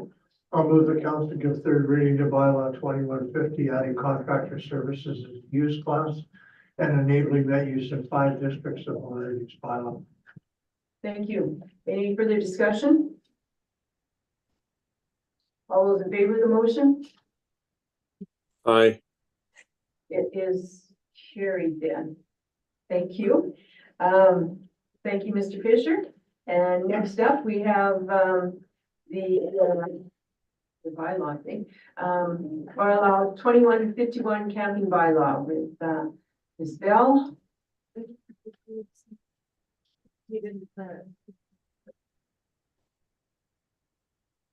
I think you're up. Okay. Yeah. Just making sure that we're, Yeah, you're good to go. didn't need to follow up on that last item. Thank you, worship. Before you this evening is a RFD related to the proposed bylaw number 2151. Excuse me, otherwise to be known as the camping bylaw. It is proposed for 2nd and potentially 3rd reading this evening. It allows administration a mechanism for enforcement on camping in public spaces. The bylaw outlines a lot of the details of exactly the components of that would include, such as the definition of camping, what that looks like, sheltered tents, tarps, open air camping, public spaces. Definition is very clearly any space owned, operated, or leased by the town for public purposes. The bylaw has been reviewed by legal and forwarded to the RCMP for any additional feedback, which they weren't able to provide anything further or didn't need to provide anything further. And it was posted publicly for any public feedback, and there was none received directly to the author. Great. Counselors, so we've had discussions on this before. Are there anything further that someone would like to bring up? That's kind of new. Counselor Ward? Just a question on number 10, where the fee, where the fee is specified in Schedule A. So those, any item C's, what kind of items are you talking about? Just like tents and? Personal items, yeah. Okay, we have to, things down, please. Fire alarm. It's okay. You guys can stay there. So, I'll wait here. yeah, can you pause that so we don't have any? Right? Yeah.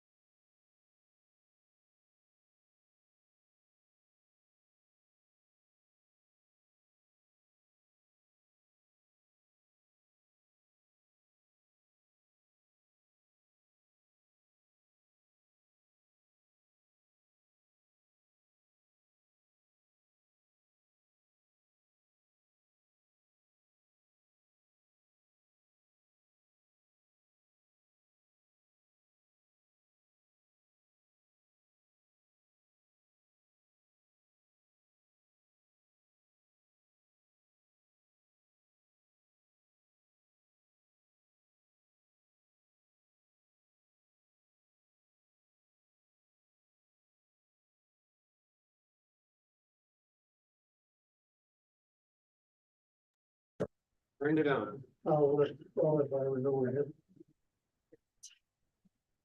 It's unmuted. Sam's so glad I don't know what to do.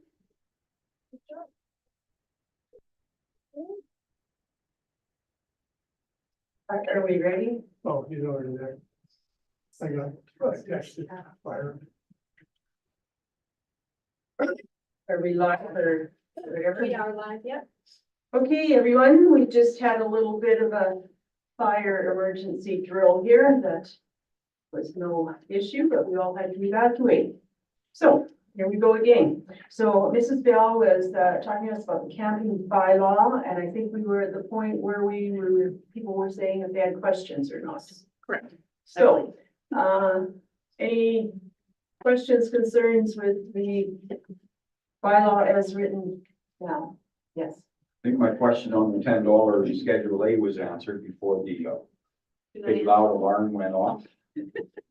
So just to reiterate, so with administration's negotiations with the provincial government, if we are able to access the land between the water's edge of the river and we're successful renting that, this bylaw would actually take effect on that property as well, being it's leased. Any property leased by the town, correct? Thank you. Any other questions, councillors? I have one. Barb? Yes, I was just curious, in the bylaw, it doesn't seem, and maybe I'm just not understanding, it doesn't seem to indicate what sort of timeline, if someone were to put up a tent, are we allowed to immediately go tear it down? Or is there a time frame between? No, my apologies. The bylaw doesn't set out a time frame, so best practice would be put in place as a procedure after the bylaw was set up. So that process would be up to the CPO or the RCMP or bylaw enforcement or whoever was enforcing the bylaw to put together that standard operating practice. So that could be a 24-hour notice, that could be multiple visits within a 24-hour period or a 48-hour period. There'd be a piece that would happen next following the bylaw enactment. Would it be a standard practice, or would it be a one-off sort of thing, or would that depend on what they decide upon? I think it would depend on the situation, the site, individuals involved, the potential setup, if it's a tent and a simple tent, if it's multiple tents, if it's, I think there are variations that the CPO or bylaw officer, the enforcement body would have to take into consideration when utilizing the bylaw. Okay, thank you. Any further discussion? Councillor Good? Just one question on that, sort of going a little bit further than that. But if you have a no camping bylaw and it's in effect, and a person counts, they're in transgression of that bylaw immediately. So it's the enforcement that you would be dealing with, not the transgression which would exist, correct? That is correct. Thank you. Yes. Any further discussion? Would someone care to put forth a motion perhaps about second reading? Councillor Good? I'll move the council give second reading to bylaw 2151, the camping bylaw. Thank you. Any further discussion? All those in favor? Aye. It is carried. Thank you. Would someone like to bring forth another motion? Councillor Ford? Yes, your worship, I put a motion on the floor that council provide third reading to bylaw number 2151, the camping bylaw. Any further discussion? All those in favor? Aye. It is carried. Thank you, Mrs. Bell. And you're up next as well with the Town of Peace River Library Board appointments. Thank you, Your Worship. This report is in regards to. I'm just going to interrupt you there and say there was no unfinished business, so new business, and here you are. Town of Peace River Library Board appointments. Sorry, I think some of the dust that will be swept up later this week outside is tickling up my nose. The report this evening is in regards to library board appointments. There are a number of vacancies on the board, and the Peace River Library has been active in marketing for those vacant positions. We've assisted with some marketing also. They have received 2 applications and they're presented for council's appointment this evening. In addition, we are adding a new process, new to this council, a process to accept the resignation of board members. In turn, that will allow us to better track when members have been appointed and when they've stepped down from a board, or when their term is also potentially over and needs to be reappointed, or it's time for them to step away from the board. So this evening's presentation includes a recommendation to appoint Kaylin Phelps, I'm guessing is the proper pronunciation. My apologies if it's not, for a 3-year term. And a second motion for Myrna Makinen to the library board for a 3-year term. And finally, a third motion for the acceptance of the resignation, excuse me, of Chelsea Freet, effective June 2023, because that's when she provided her resignation to the board. So a little late at our end of it. Thank you. Any questions at this point in time? Okay, then maybe we'll do this with 3 separate motions, just so it's unclear. So would someone like to bring forth a motion on the first possible appointment? Councilor Boychuk? I'd like to propose that council appoint Kaylin Phelps to the Peace River Municipal Library Board for a 3-year term. Thank you. Any discussion? All those in favor of the motion? Aye. It is carried. Thank you very much. And someone for the second appointment? Deputy Mayor? I move that council appoint Myrna Makinen to the Peace River Municipal Library Board for a 3-year term. Thank you. Any discussion? All those in favor? Aye. It is carried. Councilor Ford? Thank you, Your Worship. I put a motion on the floor that council accept the resignation of the Town of Peace River Library Board member Chelsea Freet, effective June 2023. Thank you. All those, any discussion? All those in favor? Aye.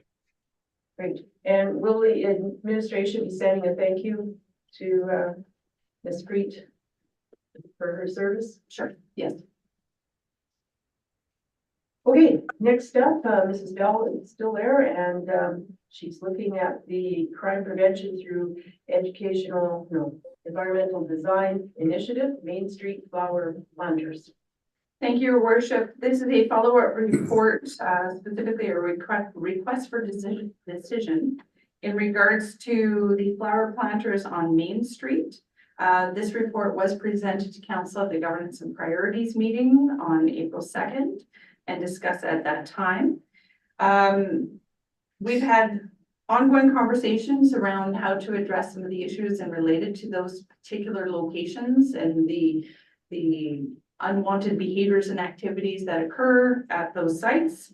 Therefore, administration is presenting to council an option to remove those particular planters, as they do have a seeding component to them, and replace them pending availability and actually being able to obtain the pots, but some large decorative appropriate Main Street planters where flowers would go back in, but they would not allow for seeding as part of the ambiance. Okay, so yes, council do have a previous discussion at a GMP meeting on this. Does councilors have further points to bring up at this point? Councilor Ford? Yeah, thank you for this, Director Bell. Just kind of an oddball question, but is there a way, like I see the recommendation, is there a way to reword the recommendation if council so accepts to leave the decision a little bit open-ended? So for instance, across the street from, I'm going to say the bank, from Scotiabank, there's some benches and there's some two not as large planters and then 2 smaller planters. So is there a way to read the motion that if that area becomes an issue, that this initiative can be taken on that corner as well. I think that changes the kind of intent of those two types of planters. Maybe be brought up at a different time if it's a. And those planters, they're mobile, we could, Well, they can be moved. they can be moved. Every time we do move them, they do fall apart more and more because they are a masonry product. They were semi-designed to move, but as things age, it's not quite as mobile. So we could address that in a slightly different fashion. Okay. That answers that question. So I guess my question would be, pending, the availability of these new planters, that if they are available, then for sure they would get, put in there because it's kind of gonna leave just another blank space for, ambiance of the situation.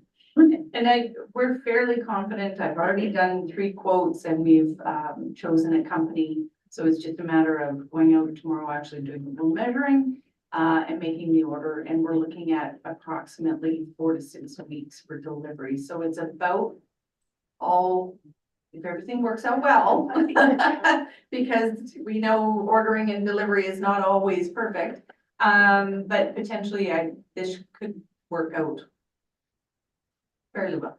And if this motion goes, is approved, there would be some communication out about what we're planning and doing there. Yes, and I've actually took the opportunity to engage with a couple of the businesses that are directly adjacent to those locations, and they were very supportive of this concept. So some public engagement has occurred from some of those immediate property owners, but definitely we would do a much broader communication focus on.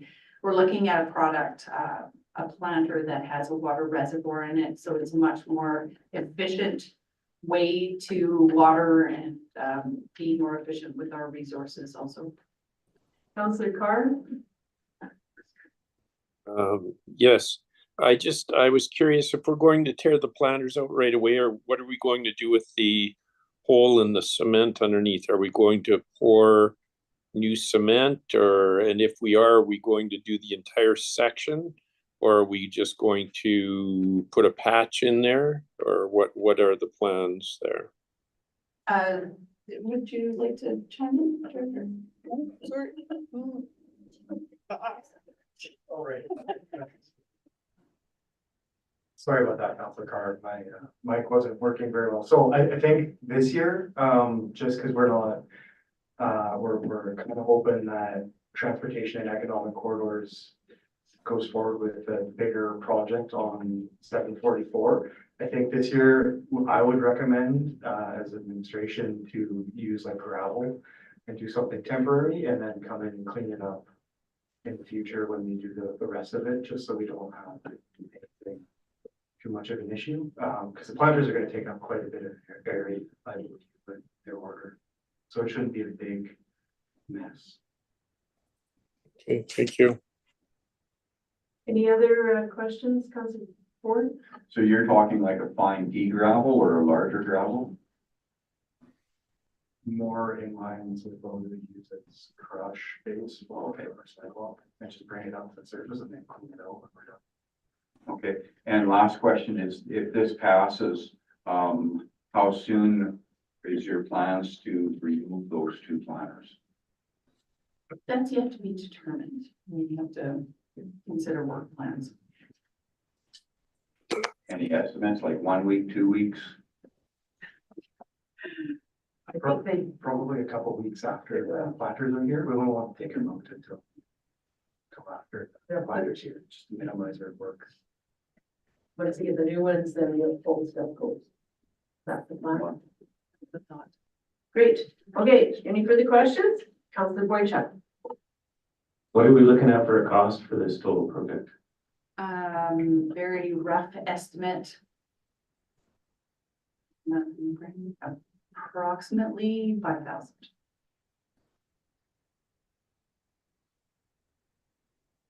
Any further questions? Just a note on that, within budget. So this is not, we were able to utilize existing budget dollars for this, so this isn't asking for any additional dollars.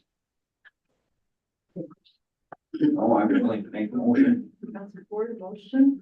Yes, I would put a motion on the floor, your worship, that council direct administration to remove the Main Street flower planters at 100th Street / 100th Avenue and 101st Street and 101st Avenue, and replace the planter pots with designs that, that word, that are sitting or sleeping on. Deter, thank you. Okay, we've got a motion on the floor. Any further discussion? All those in favor? Aye. It is carried. Thank you, Mrs. Bell. Okay, next up, Mr. Fisher. And the topic is Mighty Peace Watershed Alliance member appointment. Thank you, your worship. I'll just give the floor for Ms. Bell for a while, and then she can have it back, I think. No? So I've got before you, kind of two requests for decision in one. Last, in the GMP meeting last week, we had kind of talked about drought in the province of Alberta and how we had received some feedback from the province to start thinking about it and making plans going forward. And I'd also mentioned that I had attended an AV meeting session. For the life of me, I can't remember the name right now. It's frazzled, but it's something along the lines of preparing for drought in for Alberta's north, and Mayor Manzer presented at that one. And there was also a gentleman from the province who presented, and one of the vehicles that the province is using to get information out about drought policy and helping to coordinate resources, the watershed planning and advisory councils. So that'd be the Mighty Peace Watershed Alliance for us. And so they recommended that just to keep up to speed and make sure that we're getting all the, being part of all the conversations to start getting involved if we're not involved with those. So when we had talked at the GP meeting, we talked about getting a member appointed from council to attend, and then I would attend as a technical support or technical advisor as necessary. My recommendation is you guys kind of pick somebody to be designated, or if there's a volunteer tribute, okay with that. And then the second one was that there's no application fee for the Mighty Peace Watershed Alliance, so making a donation in kind that they receive. We've left it blank in the proposed motion. I think about $500 application would be about right for a membership typically. But that's open for discussion with you guys, and we'll probably get one. Those are the two pieces. Well, if the motion goes forward, I would be prepared to put my name forward for it. And I would recommend a little more than $500 actually. We're debating on to do $750. More like 1,500 or so, I thought it was. But we're starting out, so it's partway through the year, so. They didn't have a number. I know. So, okay, Deputy Mayor will make a motion and clarify himself. Okay, just wait, which one am I move that council appoint Mayor Manzer to the Mighty Peace Watershed Alliance as the Town of Peace River's representative, and Patrick Fisher, Director of Engineering, for technical support. Thank you. Okay, so we'll treat that as one motion. Any further discussion on that matter? All those in favor? Aye. It is carried. Okay. We want to make a motion for any, I can make the next one. okay, Councilor Shamhorn, Sure. I move that council direct administration to include a donation in the amount of $1,500 with the town's membership application. thank you. Any discussion on that motion? All those in favor of the motion? Aye. It is carried. Thank you. Thank you, Mr. Fisher. Looking forward to the new knowledge. And Mr. Fisher is now going to tell us about the capital project updates in the E&I department. Thought I got away there for a second. I'm just gonna load some stuff.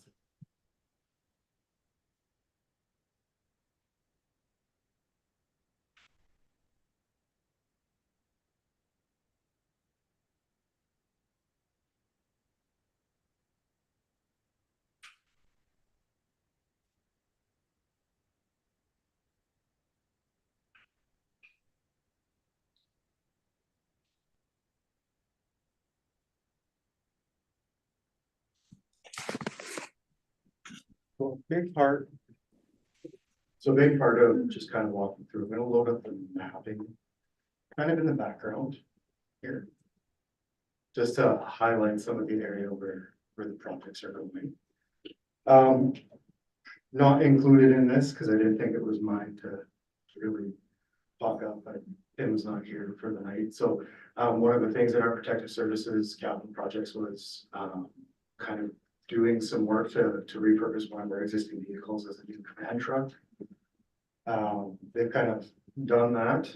We're gonna get some photos out to the community. It was a much more cost-effective measure to repurpose one of the vehicles that we already had. Instead of buying a new one and then repurposing it. So instead of spending $80,000 to $100,000, we'd spend around 30 to get it done. So there's a white command truck around. It's really sharp, I think. So I'm excited that that got done already. It's already out in the community, so I get some nice promo photos and get it out there. So they were done one thing. The second piece is in the report, we've got the trail project for Saddleback Path connection improvements. So this was something that was designed in a previous year. That's up near 99th Ave, down towards Shaftesbury Trail. It's installing a new segment of trail to kind of connect Saddleback with the rest of our trail system instead of having people walk out on the way.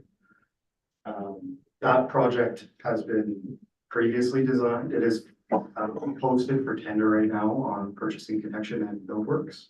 It closes this week unless there's been an amendment to extend it. So is that the one that crosses the highway up the old hill? Yeah. Okay. Yeah. Am I sharing with the Zoom team the No. screen? No. Okay. Well, that is not very good, is it? Yeah. I know where you're talking about. That helps. Yeah. So you guys should be looking at the map here, right? Yes. Thank you.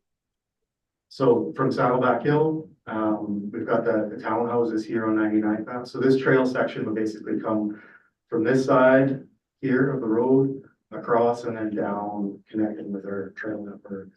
About here, give or take. So that is posted right now. Like I said, unless we extend the tender a little bit longer, we should know where we are in terms of budget and what our construction schedule will look like. The second piece, this is actually one where I'm gonna stop the screen share. It's just general trails maintenance. So this is a second piece that we've got in our capital plan. This is kind of like our overlay program, but geared towards trails work. So what we did at the end of last year is we worked with our consultant.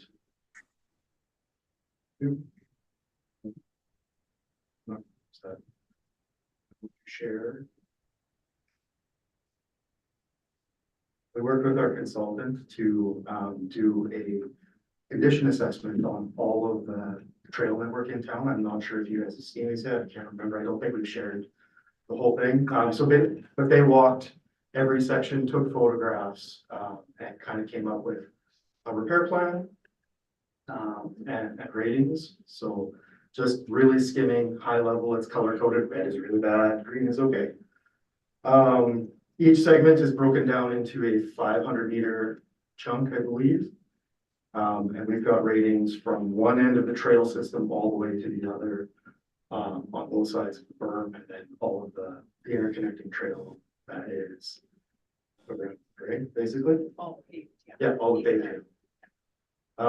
So this is something that we can use. We are basically taking this as a launch pad. We've picked a bunch of the worst condition trail that we have listed here, and are working on design right now. So I believe that will include trail from. Gonna go back to the map, guys, sorry. Not very good at juggling lots of screens, only one screen. So the primary section that we're gonna be working on this year is from the bridge construction to the south. We're gonna try and get done as much trail as we can for the budget. I believe it was $150,000 is what's in the capital budget. And then the other piece that we're gonna kind of do with that is cleaning up the south boat launch, or the boat launch in Lower West piece, and cleaning up the trail over top of the berm, because it kind of fell apart at one point.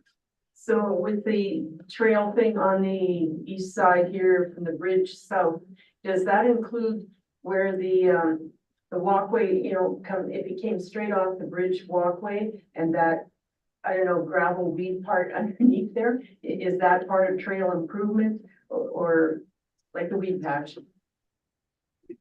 Yeah, where AT they haven't finished the landscaping, that's Alberta. You're talking about the gravel road to River Well, Road? There's the gravel road, and to the north of that, there's tumbleweeds, like there's nothing, no longer planted there. It's just It's stuck. the I landscape. think we're stopped. I think I'm trying to get the province to get in there and do their restorations for their portion, and we'll be starting from the south of their construction and going. So that's the two trail projects that were in the capital plan. Councilor Ford? Yes, are you able to show that picture of the going into Lower West piece? That, by the boat launch there? So that area there that you spoke about, so the paving of the actual road that was destroyed when, they were running the water trucks from when they were building the bridge, is that being done as well? Or are we actually still holding that construction crew accountable for, they were supposed to put it back into the same shape as they found it in? I think I was just going to fix it this year, and just get it cleaned up.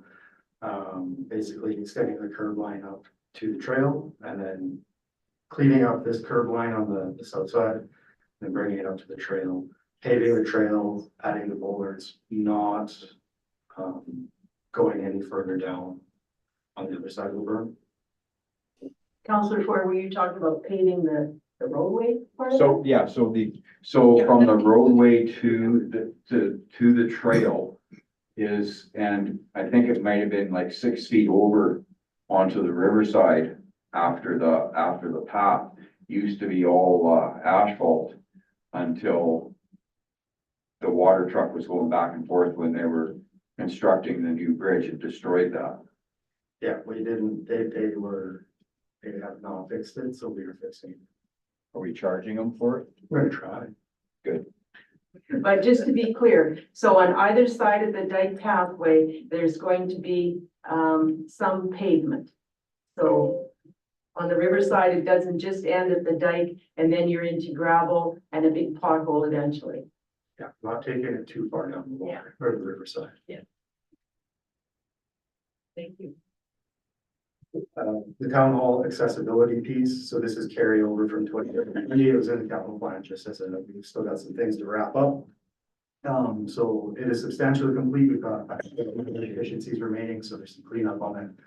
The handrail outside, I think some painting touch-ups when the weather is appropriate, and things like that. Pat's Creek instrumentation and dam control is waiting on I am the bottleneck. I will have to put together some stuff and get that out. I also have to amend the grant agreement with the province to make it more appropriate for what we're going to head and do. That will probably be on the books for a couple of years, since the first part of it was data collection, to make sure that whatever gets designed or however we're moving forward, is designed on appropriate information. NIR 2023, that work will kick off in the next couple of weeks here. So that has already been tendered. We're just continuing the construction contract. There's some deep utilities that have to happen around the intersection, some storm work, electrical conduits for the new lighting, and then it'll be paving and concrete work. So the contractor is ready to get started. They were hoping for the beginning of May. They'll be out there kind of doing some investigation stuff to make sure that we're in a good spot to start. And then moving on from that, I have point A is actually supposed to be 6 paving and overlay for 2023 and 2024. So a large part of this includes carryover from 2023. So there's a bunch of gravel patches up around town office here up on 101st Ave where we've had water breaks that will get cleaned up. There's a couple in the north end where we had a water break and then repaired it, and then we had another water break in the same location. And it is currently sitting as gravel, so that will get cleaned up. There's a bunch of work in Lower West Peace associated with that project, basically reconstruction from about 109th Avenue south to the playground here. So the contractor is aiming to be back and finish their 2023 contract, sort of May is the date they give me. Which is probably appropriate given we're doing some road reconstruction. I'll make sure the frost is out of the ground before we're in there and doing work. And then there's a couple of miscellaneous patches left over from 2023. 2024's is out for tender right now. It's posted on APC and BuildWorks again. That work includes, this is new stuff, but it was included in the design contract for the consultant. The road in front of EQV, and I really have a lazy tongue, so I'm not going to attempt to pronounce it, but that's this section right here, 73rd Ave, from 99th Street to 100th Street. Includes the cul-de-sac here. Doesn't quite go up to the intersection on either side, just so that we could limit our scope and still have the ability to go in and do utilities in the future. So when you say that though, the intersection, how do I explain this? When you're coming west along that, you said 73rd or something or other, and you come to the stop sign right at the corner there, that pavement is really in bad shape, like almost right to the corner, in my opinion. I did not have enough money to do utilities under there, so I wanted to not have to cut the pavement. But essentially, when would you plan to have enough money to do those utilities? Like, do they need to be done soon? Or will the pavement just remain like kind of an ugly mess and deteriorate some more? We looked at it before we did the design there. Sorry, yeah. So we looked at it before we did the design there, and there was enough work warranted and that should be done that we didn't want to pave over it. So we pulled the limit of construction. So it'll have to be done in a future year, and it'll just be whenever we decide that it's a priority over the other things that we need to do. So don't have a plan for it on that.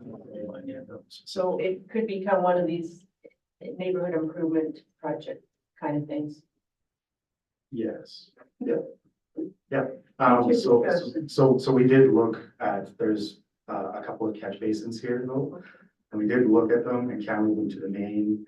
And there was enough work there that I felt that it warranted excluding this and then just moving ahead with this piece while we've got the funding and we're already moving on design, and then we'll defer that piece for a future year when funded appropriately. 73rd Avenue, did you say? 73rd and 99.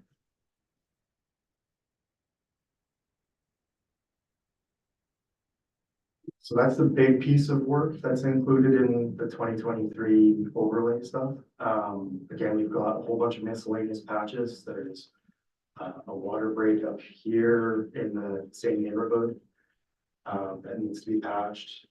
There's obviously the couple that we had in the spring that we've added to the list. So one over here by Town Hall. There's one up in Saddleback that we added to the list. There's one from the fall up on Judah Hill, because the province isn't doing all of their upgrades on 744 this year. We need to clean up that pavement patch, so we're gonna patch on to that. I think that's 103rd and 107th is around where we have the water break. So we've included that. We've added some trail pieces here, so there's some sidewalk cleanup on right here with this trail lead, improve accessibility, get the puddle cleaned up, clean up the ditch line, clean up the road patch there. So there's a whole list of miscellaneous patches included. And hopefully we will try and get as much done as we can this year with the money we've got. And then if we don't get to it this year, we've got a list on our network, and we just carry it forward to next year. And if it's not done this year, we'll put it on the list for next year for the water breaks and the small patches. With our NIR project, there's a couple of big pieces. Obviously, near the school, there's a whole bunch of coordination that's going to have to happen, and messaging around the residents. There's obviously going to be a disruption to the vehicle traffic there for a while. And they're going to have to go in and out through some gravel areas, and we're going to have to work around their paving schedule. On 78th Street near the Canadian Tire, there's CN is doing some improvements on this crossing the grade here for the rail. So we also have to tie in our road to their, they're going to put a new concrete support at the rail. We're going to pave up to it and clean it up. So we're going to add a couple meters on either side of the track there, clean it up, but that road will be closed for about 2 weeks at some point this summer, once we've got the ability to change. So this is the road that leads from the traffic light? Yes. Yeah, so we're gonna have to set up a detour around 100th and down 80th, and we're bring everyone in on 78th. So we'll get notice out to the community, we'll have signs, and we'll try and get it done as quick as we can. CN was a lot more optimistic than I was. I said 2 weeks. They said, but we'll see how that goes. The paving work on 103rd Ave is going to be a major disruption. We're going to have to set up a detour again. It's going to be a pain in the butt for everyone involved. Sorry. We'll try and get notice out ahead of time and some signage out. That should be pretty quick, a day or two of max. And then when we're doing the boat launch stuff, that's going to limit accessing out of the boat launch, obviously, probably for a couple days while we do the work. I want to message that, and we will make sure we are not doing it at the same time as any events. That's kind of a big thing. For Main Street, the sidewalk replacement, that's replacing the brick pieces on Main Street here. So just so everyone's aware, that basically is from the traffic circle from the traffic circle here all the way along 100th Street down to the mall. And we were hoping to do that over 3 years. Administration entered into a memorandum of understanding with Alberta Ministry of Transportation and Economic Corridors earlier this year, before they announced their capital budgets, to undertake the design and construction of the sidewalk pieces so that we didn't have any overlap between our contractors and their contractors or any warranty issues where their work started and stopped and our work started. And They also got a much better pricing than we did, so it was cheaper than we tendered our last year's project for significantly. So that will probably start hopefully in 2025. We'll get an update later this year as to when it goes to tender, but they have done the drawings, they're stamped, their design is done and ready to go for that. Public Works Small Capital, we had a couple of pieces included. We wanted to put a security gate on our Public Works server. Right now it's just a lock. We've got pricing and we'll be just working on sort of construction planning for that. Our sander that we wanted to order is on order, just waiting for it to be delivered. We priced out a snowplow for a couple of our vehicles just to see what made sense for putting a snowplow into a pickup truck so that we can get some of the smaller areas and parking lots dealt with in a more timely fashion. Just looking into to see what deliveries and if that makes sense for us going forward. But we're pretty well underway for the Public Works Small Capital pieces. With lots of stuff kind of already ordered and ready to go. The water small cap, the design for the ladder that's listed in the water small capital plan was completed, so we just have to get it out for pricing and construction. We're already done the booster station variable frequency drive repairs and replacement, and we're in the process of planning the annual bed replacement for the water treatment plant. The wastewater small cap is mostly in planning. I haven't done paid a lot of attention to it. It's one of my future summer projects, I think. Wasn't anything big in there, I don't believe. The heavy equipment replacement, so that's a water truck for our Public Works team. We've got some preliminary pricing. We're gonna get a more technical specification document put together and get issued. We've kind of picked and chose what pieces we want to include with that.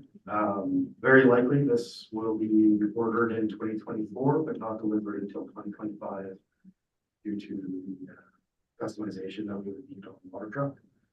90th Street stormwater culvert, we're in the final design review, so this is the washout repairs over by highway here in this area.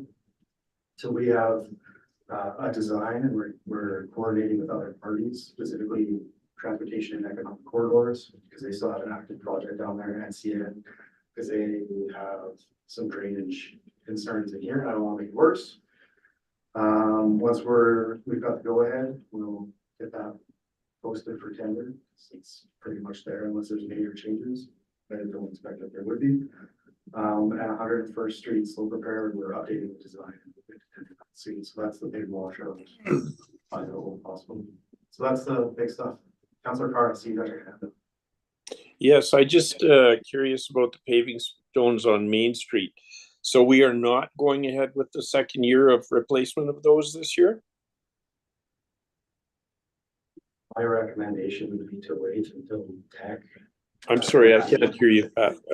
My recommendation, is that better? Can you hear me now? Hello? Yeah, let's try that one again. For some reason, you're quite muffled. It might be me. Go ahead, sorry. It could be me. I'm tired and dry. Yeah, it's your recommendation, what? So my recommendation would be to wait and see if they can get it out for tender this year.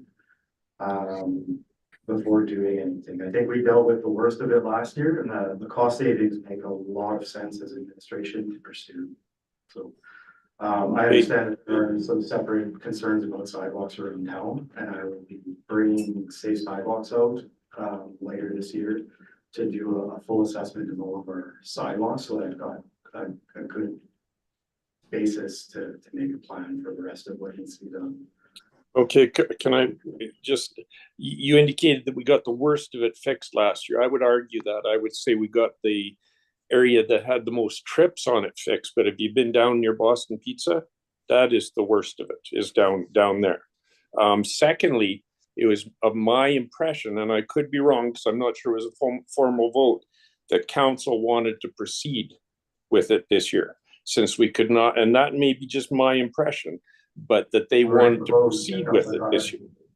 I beg your pardon? We were enclosed. Oh, I apologize. Okay, well, we'll have to discuss this later. My apologies. That's all I have. Thank you. Counselors, other questions? Counselor? As you had spoken about the crossing at 78th Street and the railway, do you know if they're doing, or do they have any, does CN have any plans for the crossing at 80th Street, like right next door to it on the other side of Renco? Because that one is in way worse shape. I think that's their next year. Okay, yeah, because you go over that one and it's like you gotta crawl over it because you take a 4-foot drop.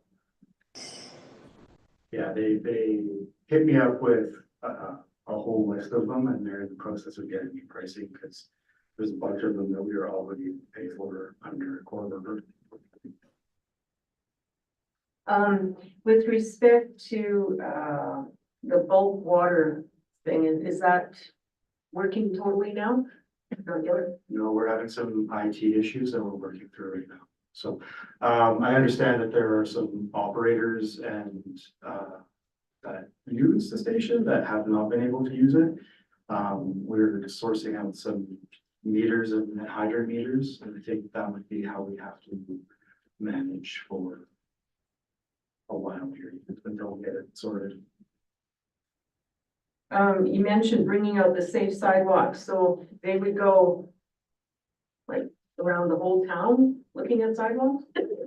Yeah, your worship, they look at, when I engaged them, the quote I received, which was already kind of budgeted for, includes, basically walking all 50 kilometers of their sidewalk.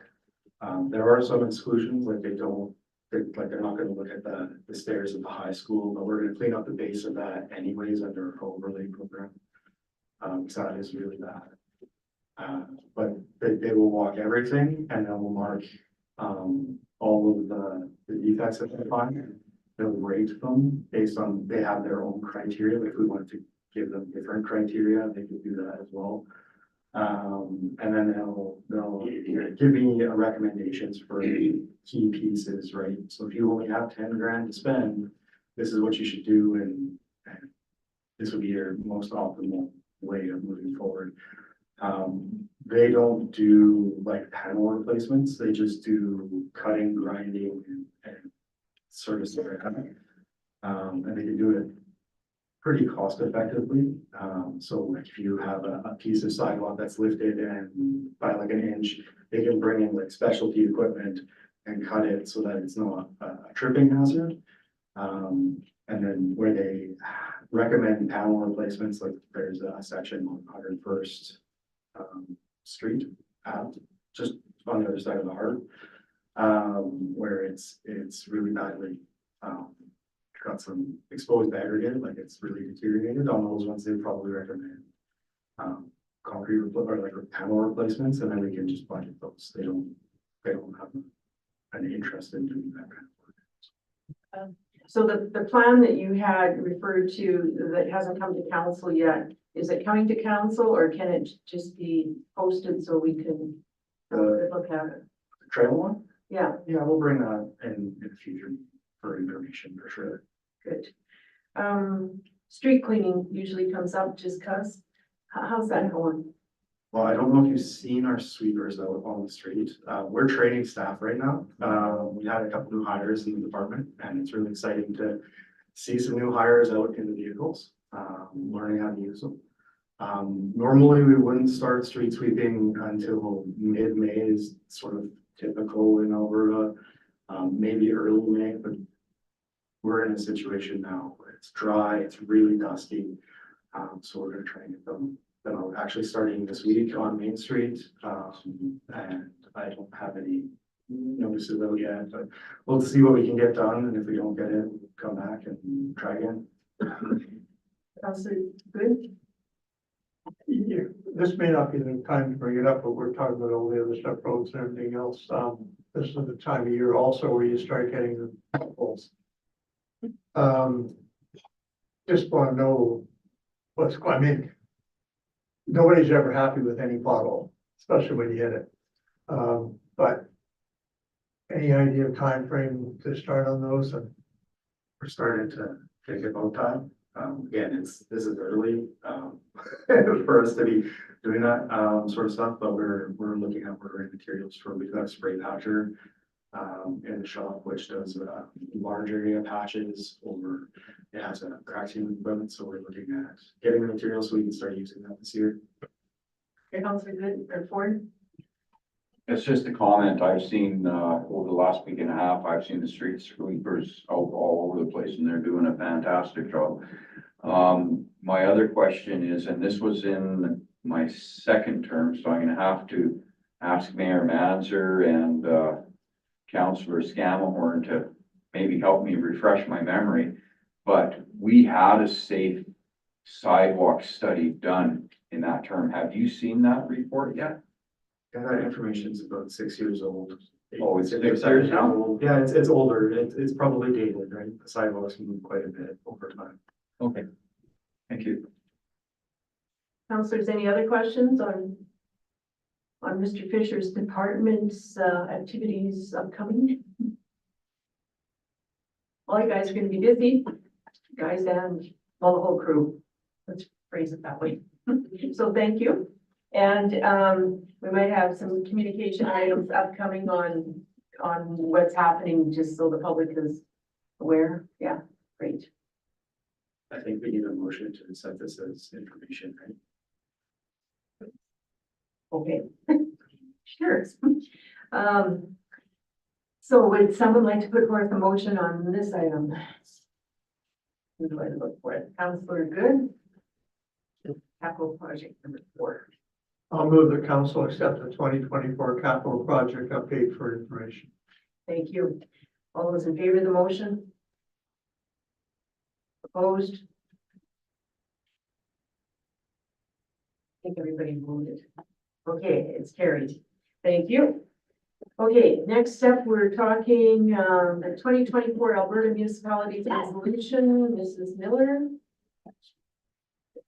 Thank you, Worship. This request for decision is just a reminder again that the Alberta Municipalities Annual Convention is in this year in September. And every year resolutions are brought forward for consideration by the group that attends. And so the opportunity to submit a resolution is open now. The deadline is May 31st. Earlier in February or late February, I brought forward information that the opportunity to submit resolutions would be opening shortly, and just planted that seed in council for consideration if we wanted to bring anything forward. So with that, I will leave it for your discussion. Thank you. Councilors, any ideas about this at this point in time? Councilor Deputy Mayor? I'm just wondering if something might not come out of the intermunicipal meeting that we could use going forward. Maybe. That's what I'm thinking. I think we need some advocacy coming from that meeting. I think that's really important. Right. We can keep that one in mind. Any others that come up or come to mind right now? Councilor Borchak? Is it possible to make a resolution that the Alberta government do not release prisoners into homelessness in our community? Didn't we do like our motion last year, the one we shared with Grimshaw? It's not mental health. One last year, I believe, was trying to obtain mental health support and addiction support. Okay. Just an idea. Yes, yeah.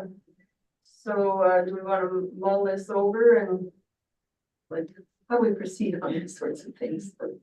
You know, I will bring it back again at the next meeting because it'll be subsequent to the regional meeting, and then we can have further discussion.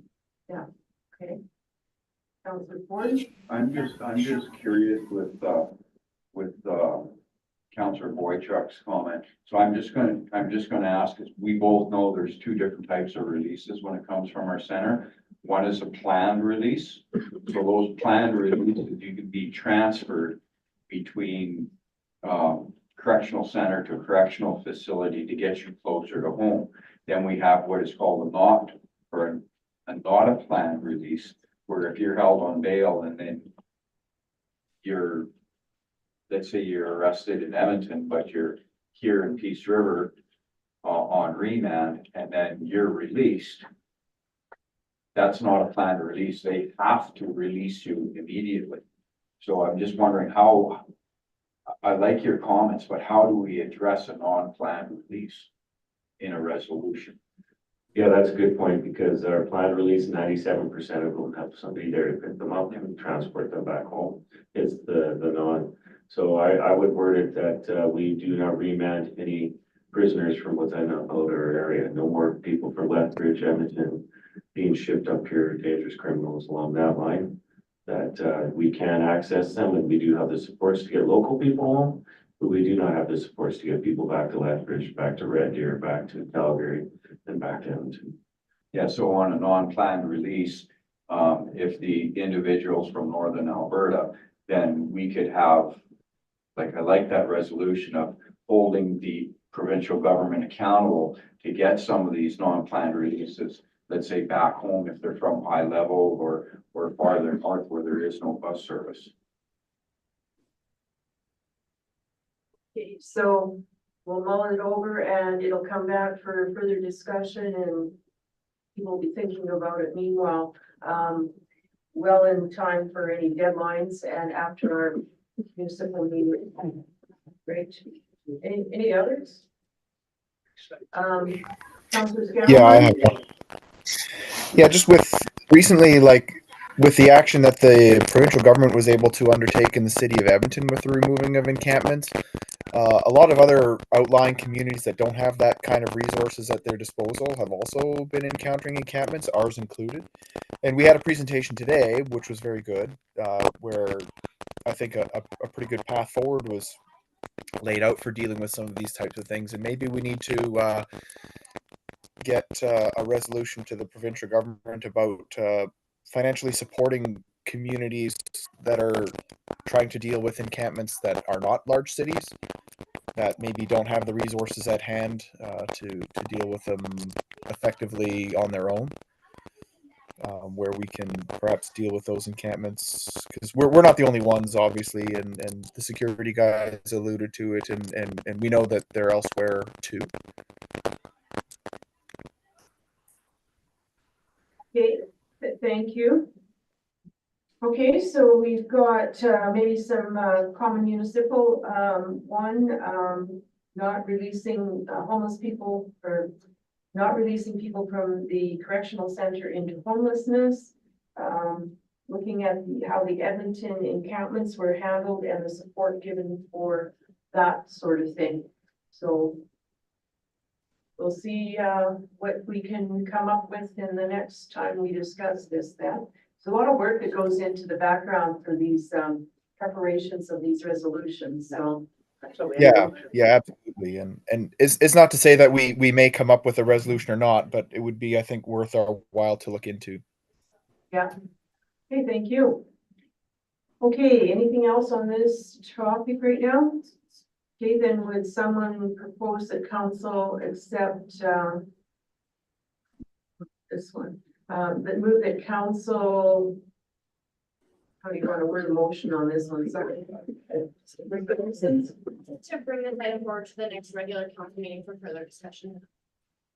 Okay, I can make that one. Okay, thank you, Deputy Mayor. We all understand the motion? We're all, how many are in favor? I'm also. Aye. Okay, it looks like everyone is in favor. That is carried. Next up, we're at reports. We have the Town of Peace River Library report from March 21st. Mr. Boychuk, anything you want to highlight there? Yeah, unfortunately, I was working during this meeting, but we did have a meeting prior to that, just discussing the briefing note that was presented to council and how to respond to that in person. So that should be shortcoming, and we're communicating with Barb. Great. Okay, thank you. Any further questions on the library matter? Okay, then, would someone move that council accept report 9-1 for information? It hasn't moved so for a while. I could do that. Okay, Councilor Boychuk moved it. All those in favor? Aye. Great. Carried then. Information items, we have the council communications package of March 29th. Lots of incoming correspondence there. Anything anybody wanted to bring forth? Nice letter, nice thank you letter from Valley Printers. Say, that's nice to see. Women's Shelter had an update letter, and thank you for our support that led to them perhaps getting part of that $400,000 allocation to help fix the issues with the building. But anything else somebody wants to bring up? Okay, then we have the Governments and Priorities April 2nd meeting. And maybe someone would move that council accept items 10-1 and 10-2 for information. Councillor Carr, so moved. Yeah. All Yeah. those in favor? Aye. Thank you. Do we have any notices of motion? None, your worship. Okay, comments from the public? And so these are again to be on the topics of the meeting. Yes, thank you.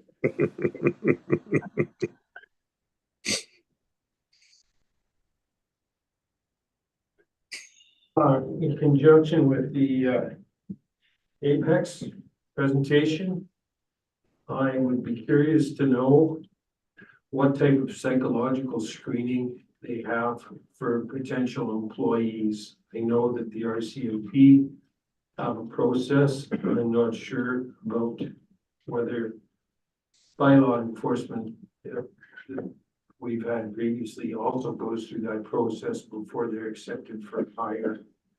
I would like to know what procedures they have in place so they screen out any potential bullies or bad apples. The question I'd like to ask.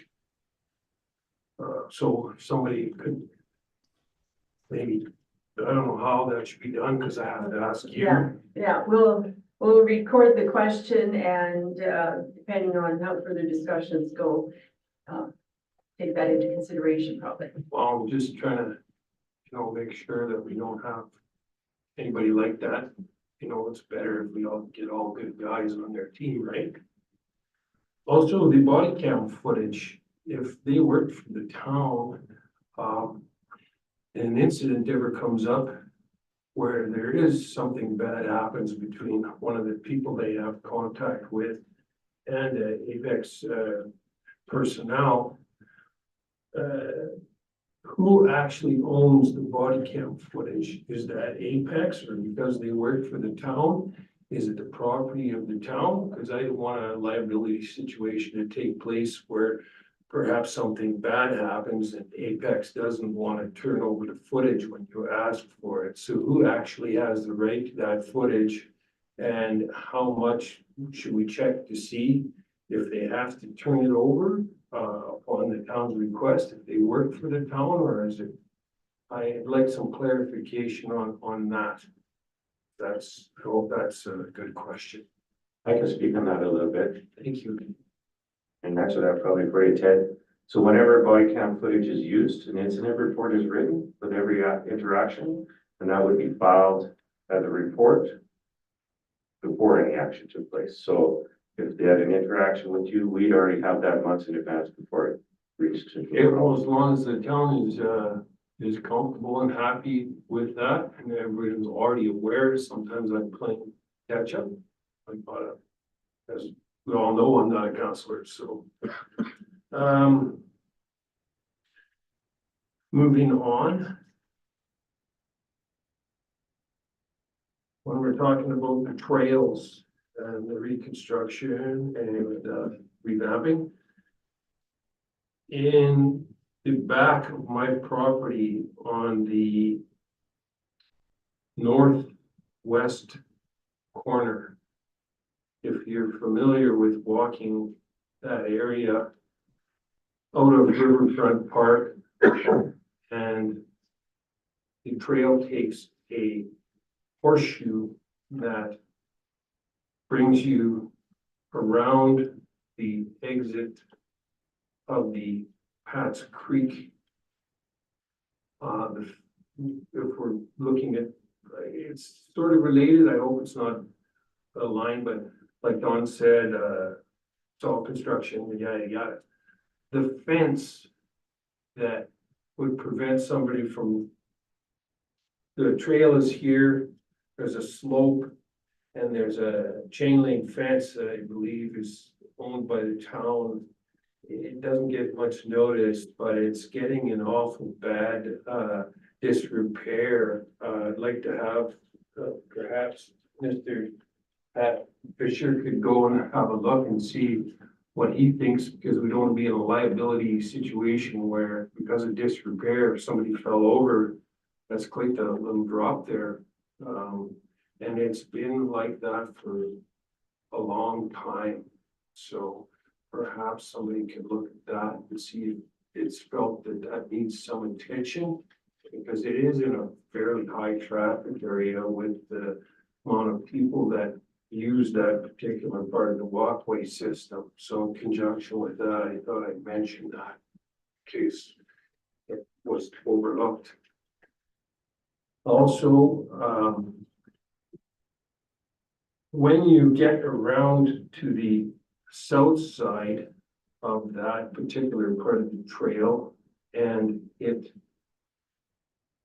takes the trail takes a large elevation drop and a very sharp corner, in conjunction with my, the lower level that goes past the front of my property. That's, oh, I won't go into the history of why it's there. It is. This last summer, I'm aware that one of the town's subcontractors, grass cutting machines, was using that as exit or egress to the Riverfront Park there. They drove off the edge and it was a wreck. And I've also seen incidences where little kids and stuff like that, if you misjudge that particular curve and you're on a bicycle and you're not aware and you're going too fast, I just don't want the town to be liability issues. Do we need to look at putting maybe something better there than we've had to prevent any trail users or a member of the public from sliding off the edge of the pseudo cliff type of thing there? If you guys have walked that, and are anybody familiar with the little section that I'm speaking of? And it's been pretty good for a long time, but I just wonder if, are we running on borrowed time for that particular little spot there? So that would be my comment on that. The Pat's Creek business, we're not allowed to talk about certain aspects of that, so we won't. But I'm aware that what's known as the trash gate, that is, I'm not sure, I'm not good at distance, maybe a block and a half above the mouth, the entrance to the Pat's Creek tunnel. It's designed for if they have sudden egress of water and trees and everything like we had in 2014. I don't know if anybody's aware of that, when the culvert was blocked off by a deluge that came down the Pat's Creek. It overwhelmed the trash gate there, and then Butch had to take a claw truck and all that business. In conjunction with that trash gate on the face up the Pat's Creek, I guess it would be on your right-hand side where the trash gate meets the bank. It's like a fence that has its I-beams and they go all across, and then it's got rails, so it's like a glorified. So Mr. Sissons, I think there's some litigation around that area. not the trash gate part. It's only to do with, Something else, okay. that part has nothing to do with anything that. is But this not also part- doesn't have anything to do with the agenda. Your comments are supposed to be sticking to things on the agenda. Thanks, Byron. I mentioned. You're welcome, sir. Construction with Pat's Creek, so I'm in conjunction with what the town's gonna do. I think it's germane to say that that gate there, it's some of the metal and the stuff that's supposed to prevent an excess of trash getting through there and tree branches and stuff and getting into the Pat's Creek Tunnel itself. They're bent and they're need to be re-welded. And if you get it now, it's a lot cheaper than if it is further deteriorated. It would be more work to deal with it later than maybe have a look and see if some repair isn't needed on that now for costing. Okay, And that's it for me, folks. okay, well, thank you. You Put my up there, Ted, when you. Yes, thank you, Don. Thanks. Thank you. Have a good evening. No more fire drills. Always it was a surprise. Fire alarms, whatever we're supposed to call these things. It was definitely unexpected. Okay, thank you. Okay, key communication items from the public from this meeting. Counselors, what would you suggest? We're gonna have a world record. Yeah. Okay, so go ahead. I think the Apex presentation, Apex security presentation and the upcoming community events, I think is something to be really excited about. And being back on the watershed, especially given our circumstances with the dry climate that we've been having and that we will have possibly all summer. Thank you. We passed the camping bylaw. There's some public attention. Yep. Any others? Okay, and the capital projects, quite a list of ongoing things that the town will be busy dealing with this summer. So maybe that will do for those. And now we're about to move into closed session, so we'll take a short 5-minute break and then come back and move into closed.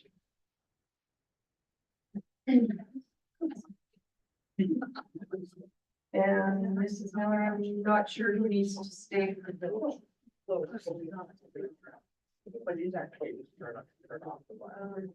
Yeah, I'll show you.